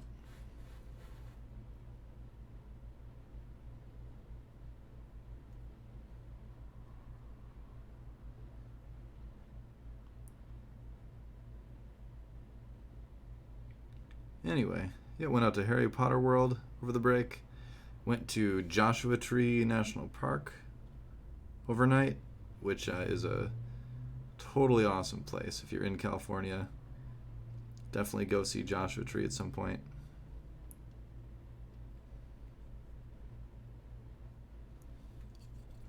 It's like being on another planet. It's very cool.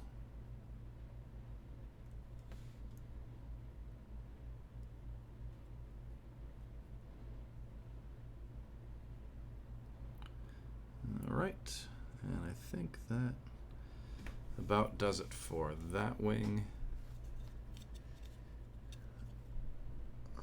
could get under there too, I guess. It's so hard to reach though.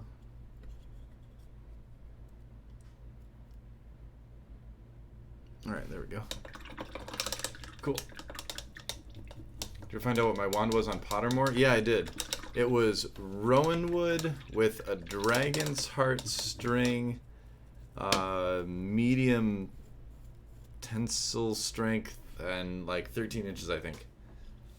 Why can I remember that, but I can't remember like who played who in the Overwatch League last week, or whatever the last week was that they played.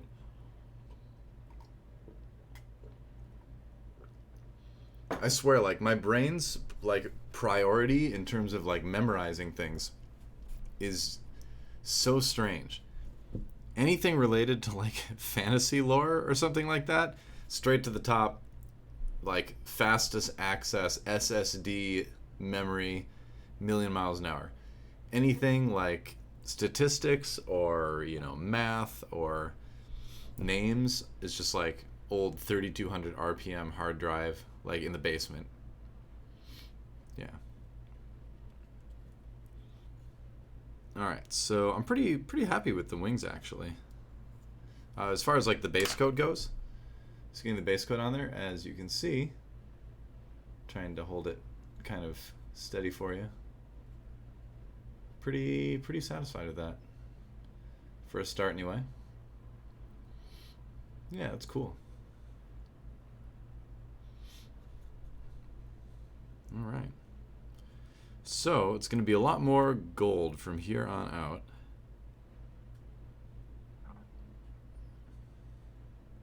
But how much gold do I desire to actually put on the model?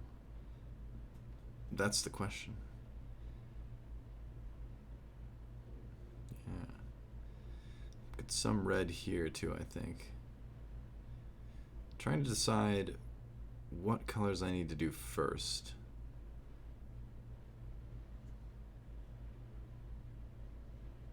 All right.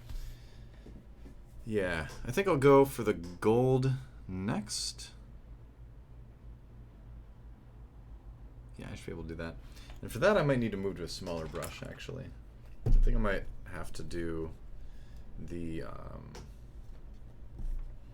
let's see. Might have to go with trying to get this a little bit more in a good spot. Might have to go with a smaller brush here. That one's not the greatest though, so maybe I'll use this one. Yeah, that's a base brush again. No.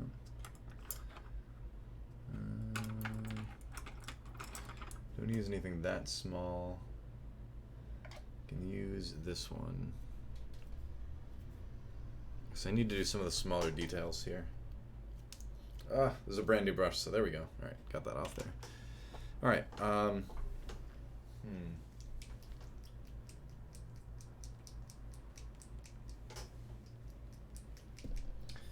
Retributor armor is a great gold color, but it doesn't go over black very well, so that can be kind of annoying from time to time.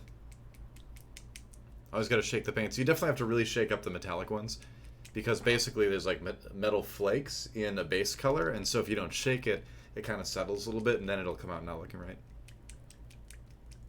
Lead hacks on drawing hands, just practice. Practice a lot, but also the big thing with hands that you have to remember is that essentially they're made up of a bunch of, and I mean this is like very basic stuff, but I don't know what level you're at, but the drawing hands are basically a big circle here, and then there's another circle here, like a medium-sized one, and then you just have the fingers off of that. So, but a lot of people try to draw like a square and then have the fingers all sticking off of one thing, but it's really two things here. You've got this big muscle here that your thumb is attached to, and then you've got the palm. So if you keep these two things separated, that's going to make sure the palm, or the thumb rather, is in a more natural looking position when you're drawing a hand, because you can see the thumb kind of floats freely away from the palm on this muscle that gets ignored a lot by people who are drawing hands for the first time. So in my opinion, I think that's really important, is remember that this muscle exists. The other thing too is like draw like a skeleton outline of whatever you're doing first, you know?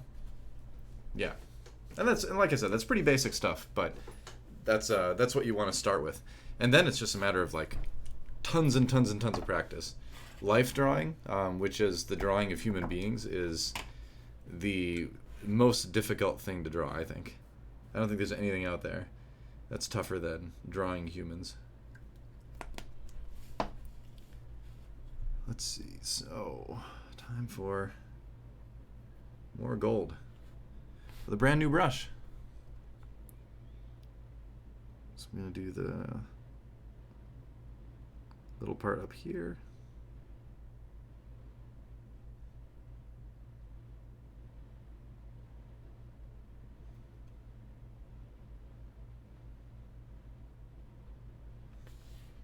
Need to add a little bit more water. Like I said, you don't have a lot of water on the gold, but if you don't have any, then it comes out kind of hard and gloppy. Using the side of the brush to kind of find the edges here.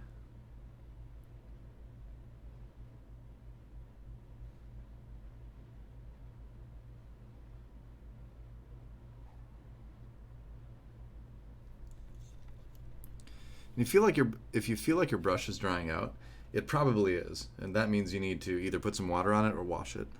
Otherwise, you're going to start to lose that point really fast.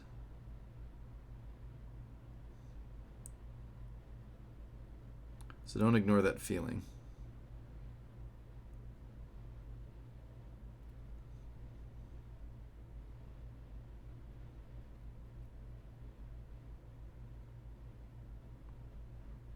And again, don't be afraid to mess up.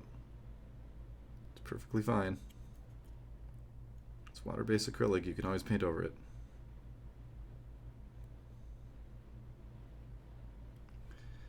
Like, being worried about messing up should be the thing you're worried about least, honestly.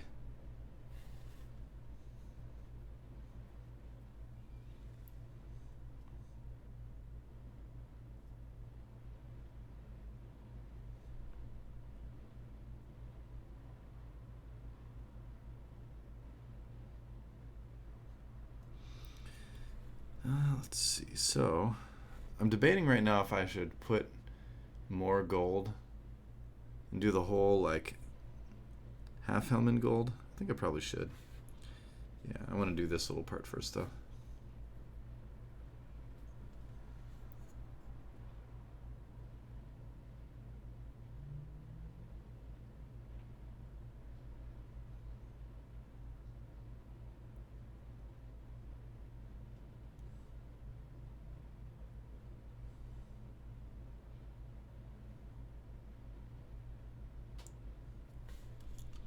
The tricky part is that your brushes just don't last long in general, or don't last as long in general, when you're painting on three-dimensional surfaces.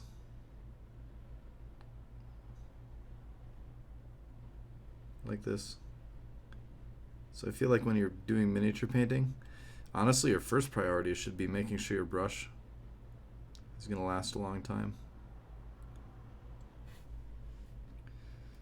Because even me with all my dirty esports dollars, I don't have to be buying new brushes all the time.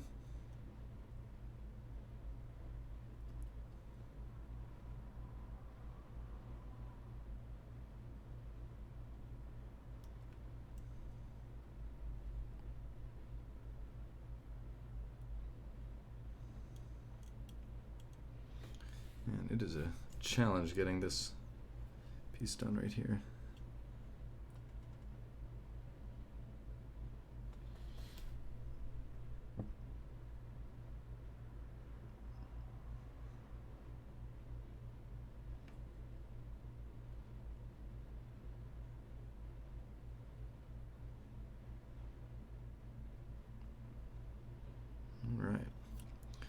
Sweet. Okay.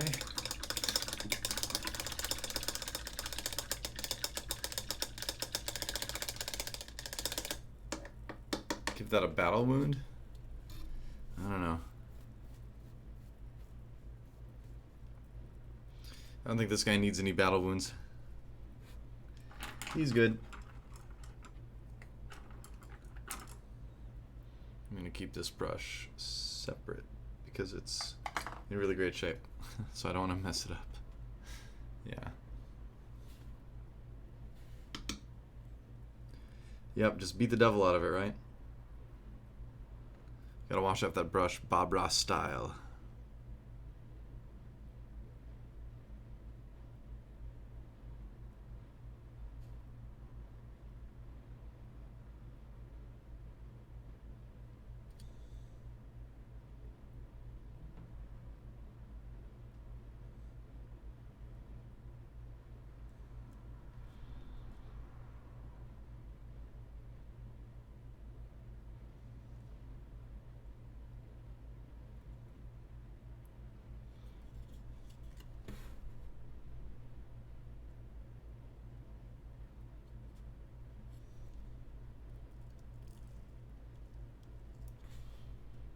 So I guess I need to do the nose as well.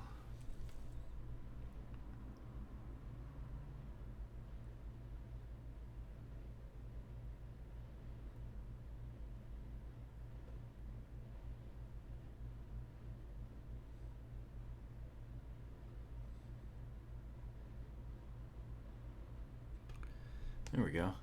So you can kind of see that a little bit better.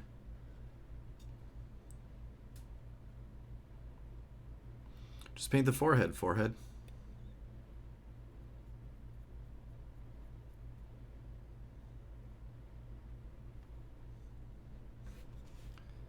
gonna need that smaller brush again. I have a really dirty paint pot. I have to actually fix this, but it's got ridges down the bottom. You can't really see it, but it helps you get the paint off the brush. So that's the sound you hear, is me scraping it along those ridges.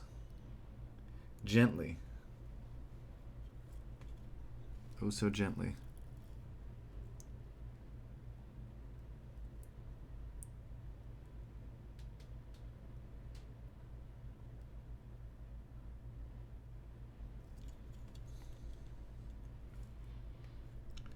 I'm like eating my webcam right now. Trying to get a really tiny part to look good.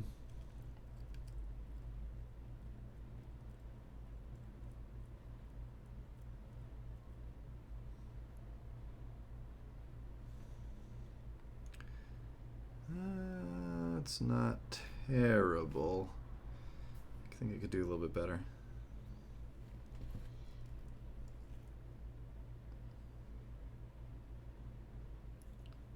There we go. That's slightly better. I like that better. All right, that's good.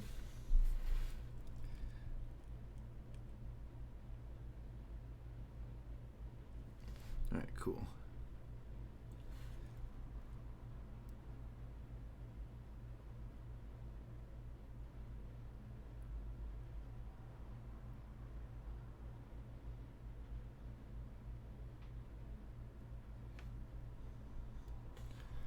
Kind of see that a little bit more now. Yeah.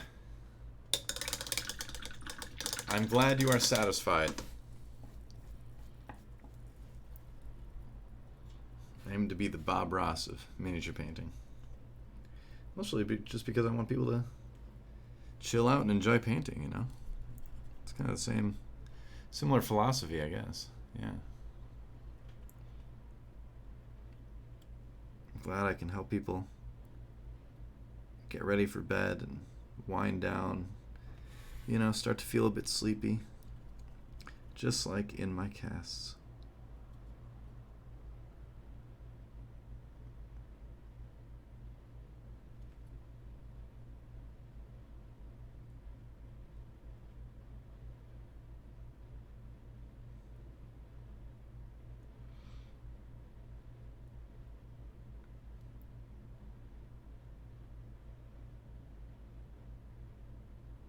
Trying to not talk as much just because I'm doing some pretty delicate details at the moment, as you can see. Yep. Whew.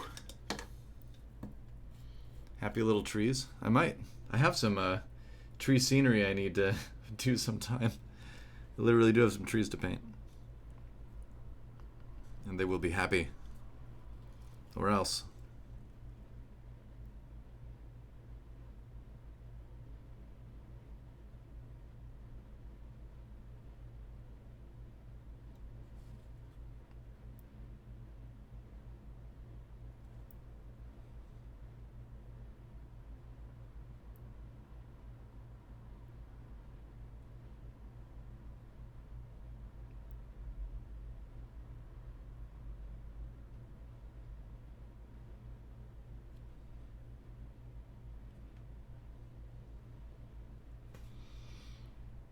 All right.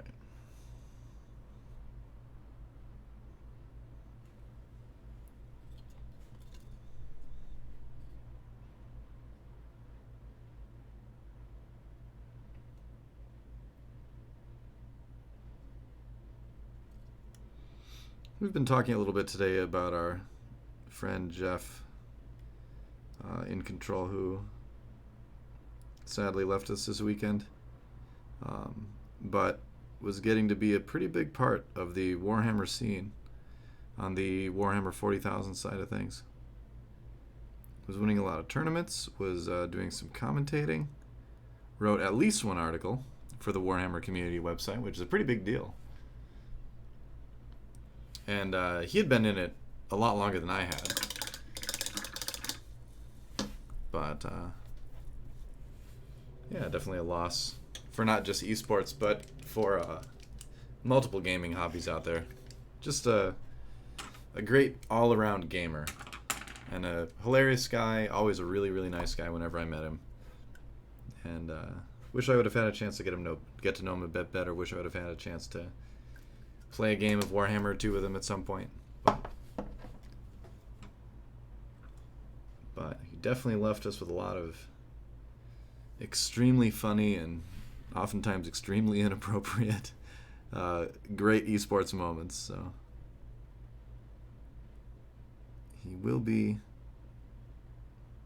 already is, missed quite a bit, and definitely more as time goes on too.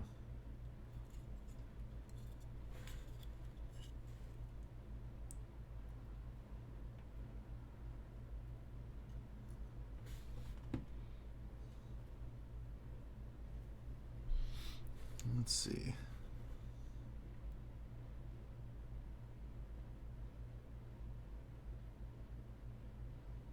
Have to be very, very careful doing this part right here. For those of you who might be new to the stream, it's kind of like an AMA type situation too, where I'm happy to answer questions about the hobby or about esports or about life in general. Dinosaurs, although I don't know as much about dinosaurs now as when I was in grade school, but I'll do my best. But we kind of just, the purpose of the stream is to kind of just chill out and enjoy miniature painting, and hopefully get some of you interested in jumping in and giving it a try. It doesn't need to be Warhammer miniatures specifically. That's what I like to do, but any miniature painting really is perfectly fine. You know, whatever you want to do. I have a Discord server. I believe the link is down there on the page, and I have a Chillhammer / hobbying channel in there for people to share the stuff they're working on, get tips, talk miniature painting and modeling, and just kind of hang out. So feel free to join that as well. I'm in there. And that should be exciting, right? What's the best dinosaur? That's a hard question. There's so many good dinosaurs. I don't know. I used to like velociraptors. I used to definitely be a velociraptor kid, where I was like, it's fast, it's smart, it eats Robert Muldoon. But as I've aged, not that that has anything to do with it. I've just grown to appreciate a wider variety of dinosaurs, from the strength and the intimidation factor of the Tyrannosaurus Rex to the, main tank potential of the Triceratops. So, I kind of like a little bit of everything right now, as far as dinosaurs go. I think, yeah. But I don't know. I have to say, current favorite dinosaur, probably just like Tyrannosaurus, because they look so cool. They're just huge. They're just huge walking mouths, basically.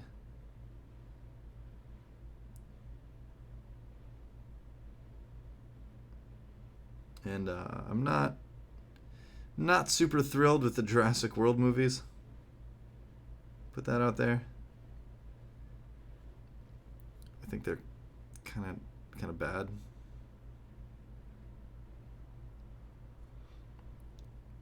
Not that I have anything wrong with anybody who was in those movies as a person, but come on, guys. All right, let's see.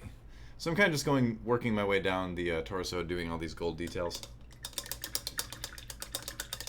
Yeah. Have I ever thought of getting or have gotten custom miniatures made? No, I haven't done that yet. I have thought about it, but I don't really, I haven't really had an opportunity to do that.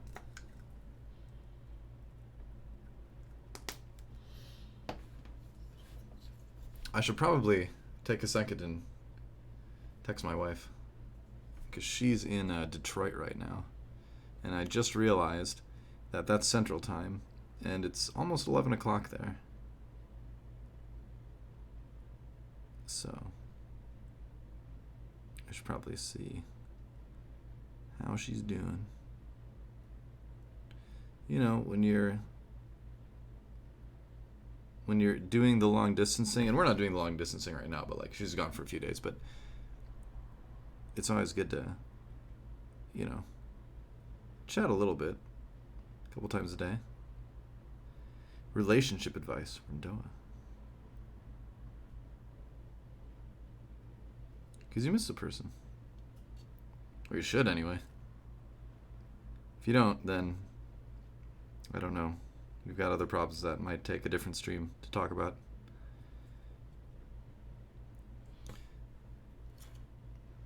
But I think it's always important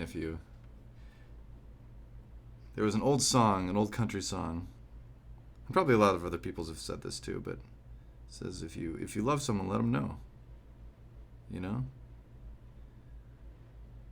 Don't wait. Especially in light of recent events. Definitely don't be shy about telling people how you feel about them, because you never know when that might be the last chance you have. So, not to bring down the mood or anything, but I think that's a good thing to keep in mind.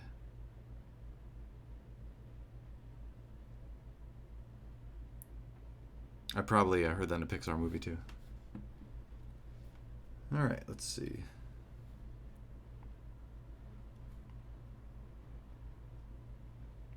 Almost done with this.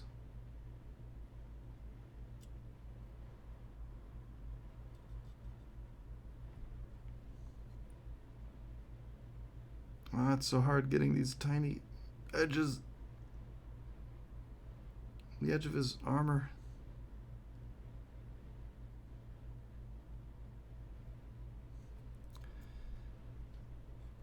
Alright, a little bit more. I'm almost out of gold on the palette too, so good timing.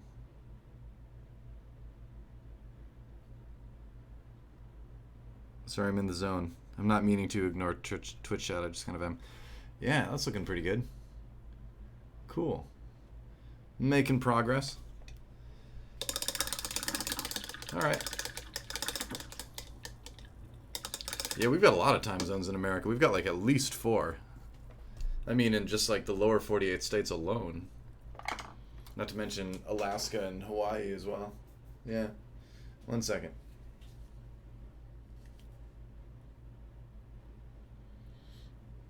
Texting.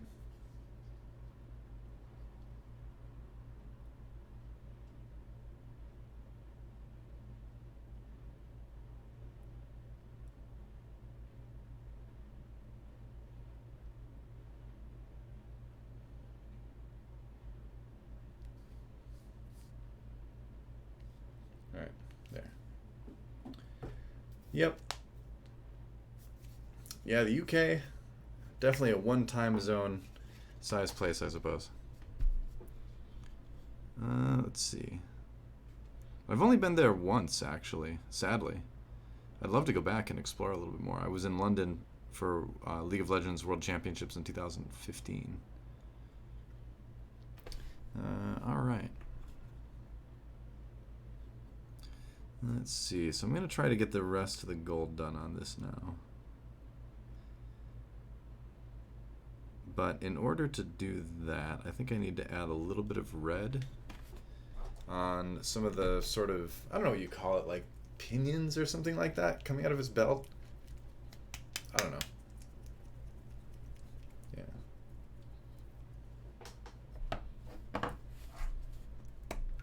It's going to be another job for the tiny brush. I'm going to use an older tiny brush. Oh man, that's way too much red. Sometimes you just accidentally grab way too much of a color. I suppose I can put some of it back.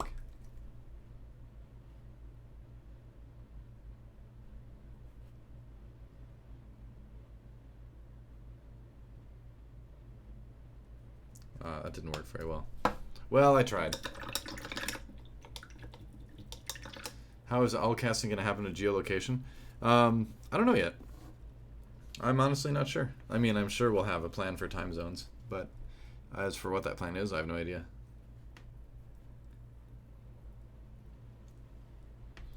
All right, let's see. Maybe it's out there and I just haven't been paying attention.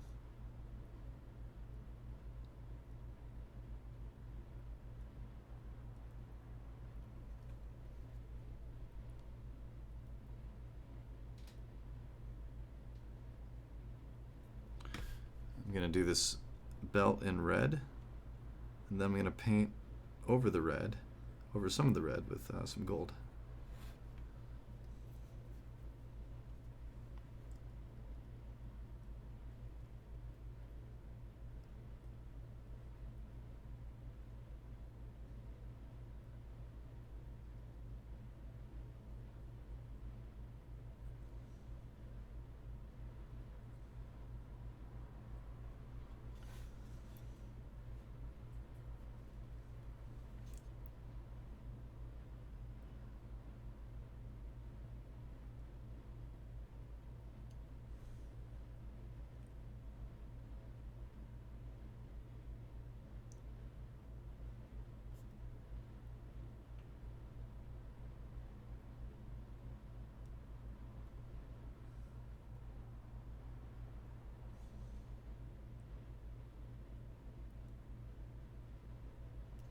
Details are hard.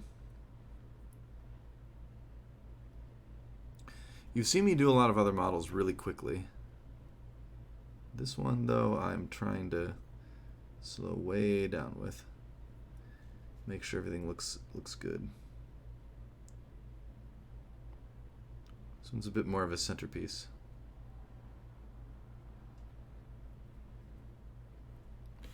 All right, so that'll have some gold over it as well.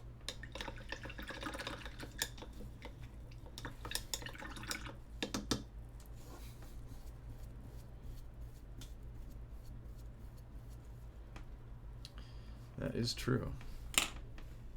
Technically, with esports, you don't need to be, but I would prefer to be. I'd be very sad to not be in the arena.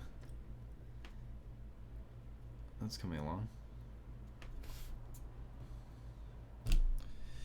All right. All right.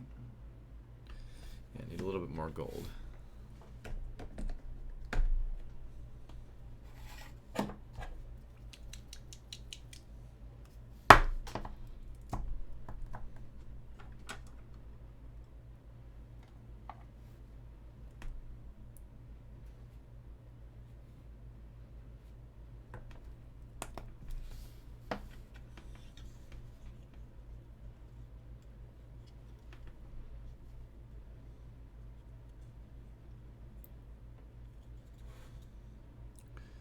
Time for kneecaps.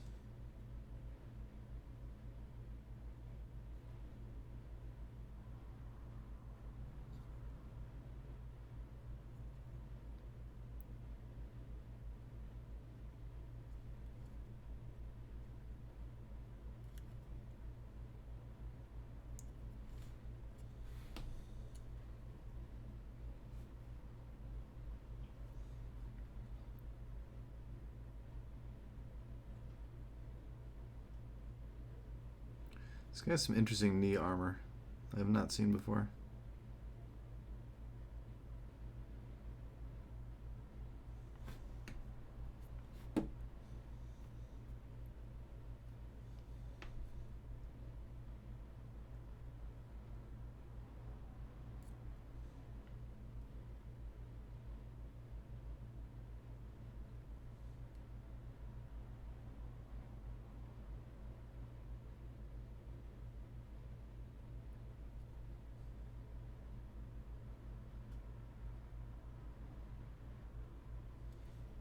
Definitely gonna have to go back in and clean this, but that's okay. Clean it later.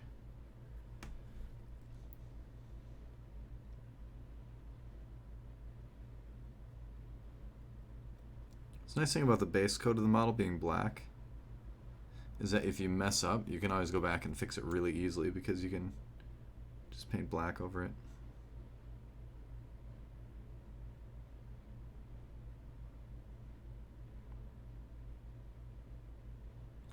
I spray painted these black just for the ease of having most of the model essentially base painted already because of the black armor.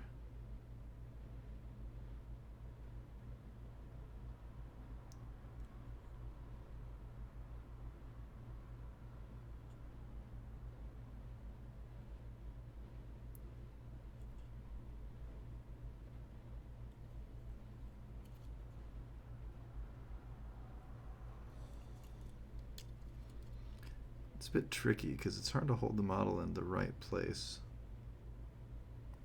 to make sure this doesn't bend too much.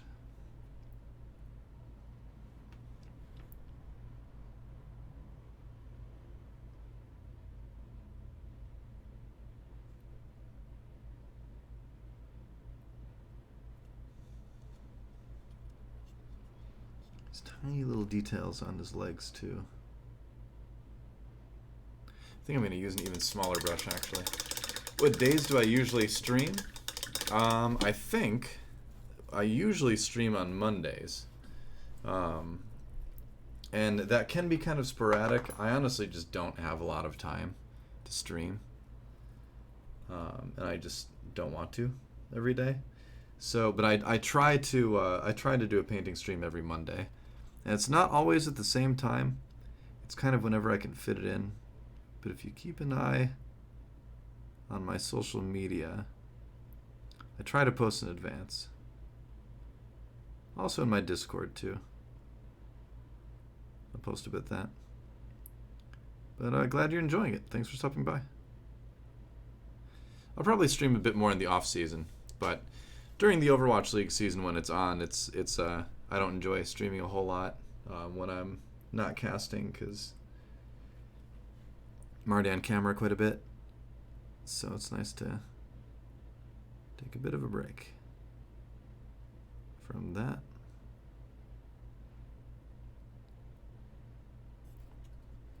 But I like doing this because I'm actually good at this instead of trying to play Overwatch or something. You don't want to watch me play Overwatch because the reason why I'm not a good Overwatch streamer is because I'm not bad enough to be entertaining, but I'm also not good enough to be entertaining. I'm plat. So plat is like where it's just kind of decent, you know? Yeah. If you do, you can watch the Overwatch League. There you go.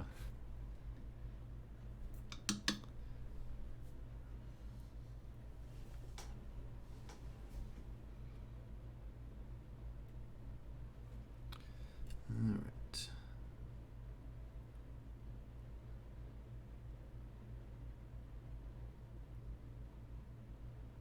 This guy has some fancy knees.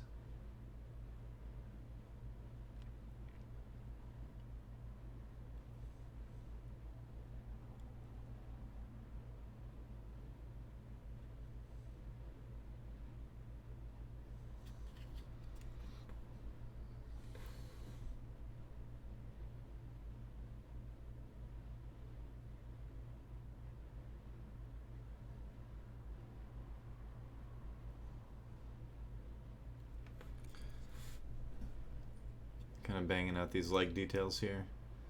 It's a little bit tricky, but we're working okay.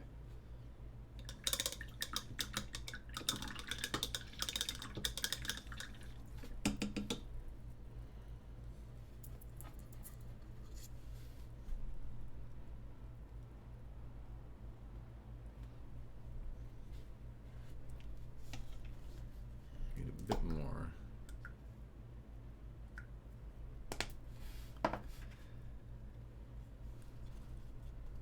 Let's see. You know what I've actually been playing a lot of lately is the auto chess craze. It has me like officially hooked. I love auto chess right now. And I usually end up playing Underlords on my phone, and I play TFT on my PC.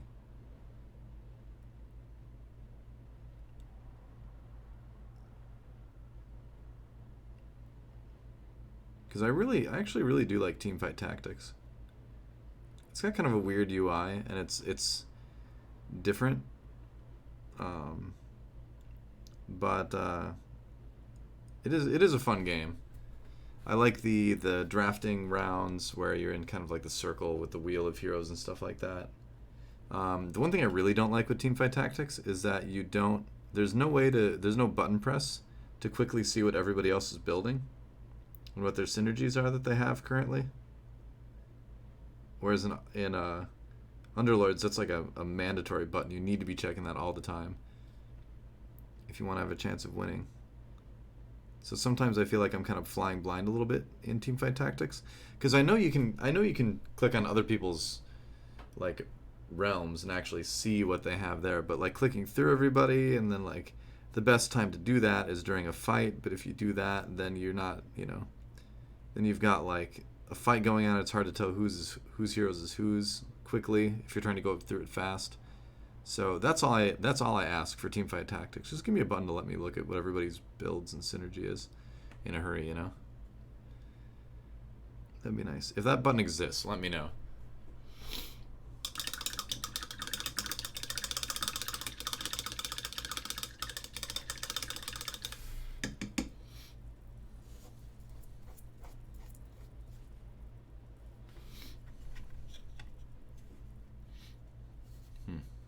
Yep, there's that sound again.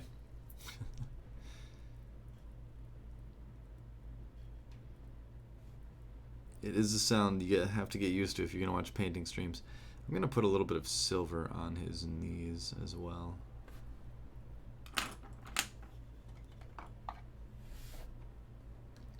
I think that does it about for the gold on this guy anyway.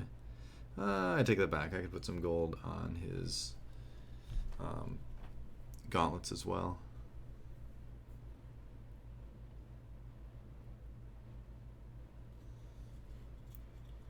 I'll do that.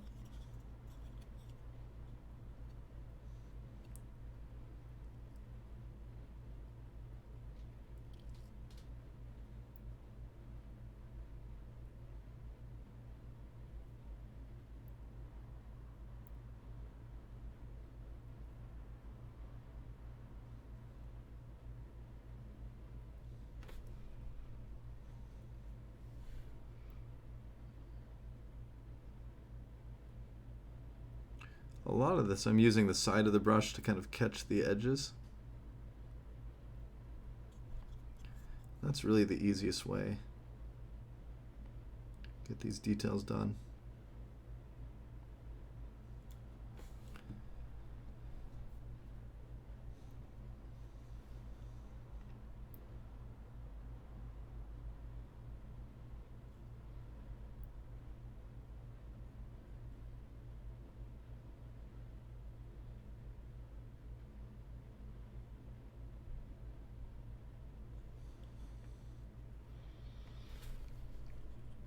Do I want to go ahead and do that part too? Nah, I don't. Oh, I have to do it on the other hand though. No. Ye olde art class. I don't know if anyone remembers it. I did a ye olde map tournament when I was at IPL for StarCraft 2. Where we had a tournament where I invited back all the early StarCraft 2 pros. And made them play on like the old quote unquote bad maps.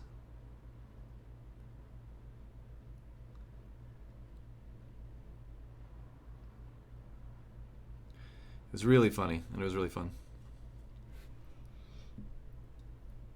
That was my favorite. That was probably my favorite thing that I did at IPL. Was that old map tournament.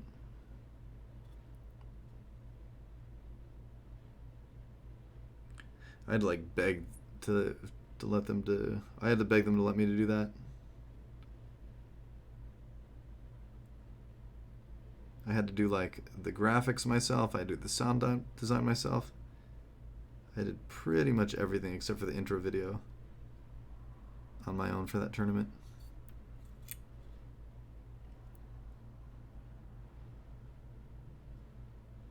And then it was fun to cast with good old Cat's Pajamas, Kevin Naki.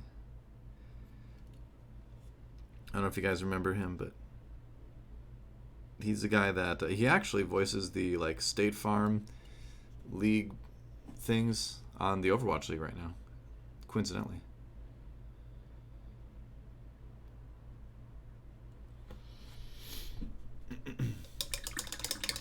Did I know inControl? Yeah, I knew him. I wasn't like really super close with him or anything like that, but our paths crossed a few times over the years, and we had been chatting recently about Warhammer actually, because he's a big Warhammer guy. And I was just starting a 40k army, so I was a fan of his for a long time. Still am, of course, but he was such an entertaining person to watch on a broadcast. So yeah, that's. I mean, what can you say? Really sucks that he's gone.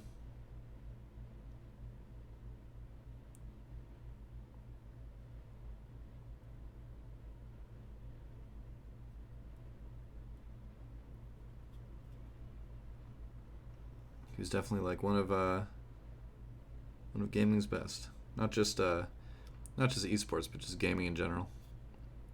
Tabletop gaming and all that.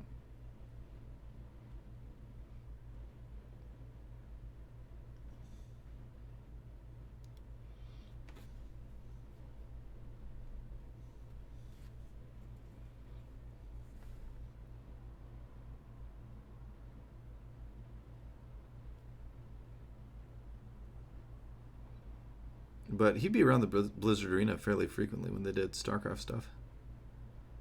So I'd just see him in the halls and say hi and stuff.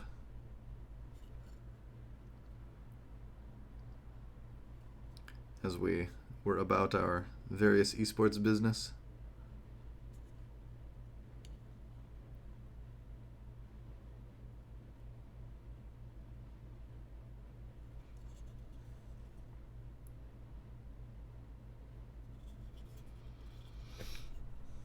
I guess I'm painting the doors on this thing gold. I just kind of started painting it. Didn't really think about it. I'm okay with that, though. I think it looks fine.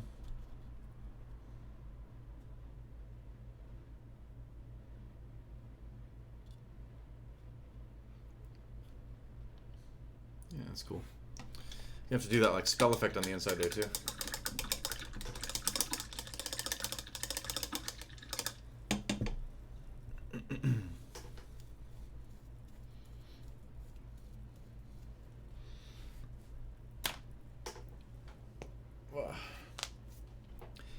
I mean, all of us mess up when we speak quickly. I do it too. But you can mitigate it by doing vocal exercises and like mouth exercises and stuff like that. So I don't know if you are ready, but if you really want to cast, just start working on that. What's up, Led? How's it going, man?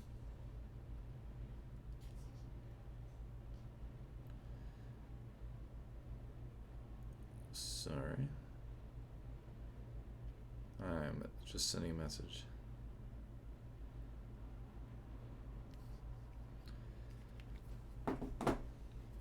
Yep, I give it a try. Don't let stumbling over your words stop you from trying to cast. I never have.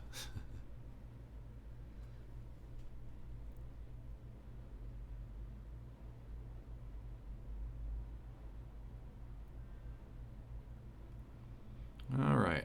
Well, I think that's where I'll leave it tonight. It's been a little bit more than 2 hours, and I want to try to keep these streams to about 2 hours long.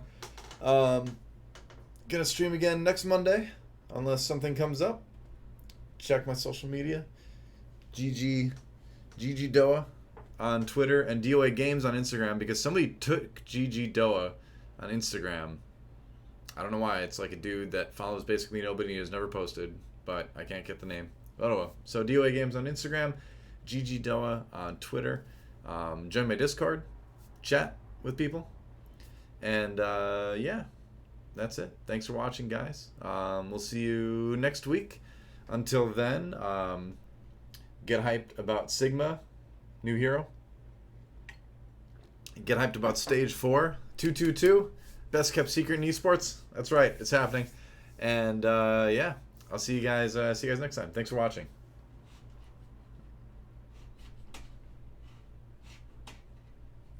How do I turn this off? Dude, I swear the button was like right here. I'm literally looking at Streamlabs OBS and I've forgotten where the stop streaming button is. So we're just hanging out for a little bit. Oh, there it is. I found it. I had it covered up by another window. Whoops. All right, I found it now. It's the one that says end stream. Got to make sure I don't have any windows in the way next time. Bye. See ya.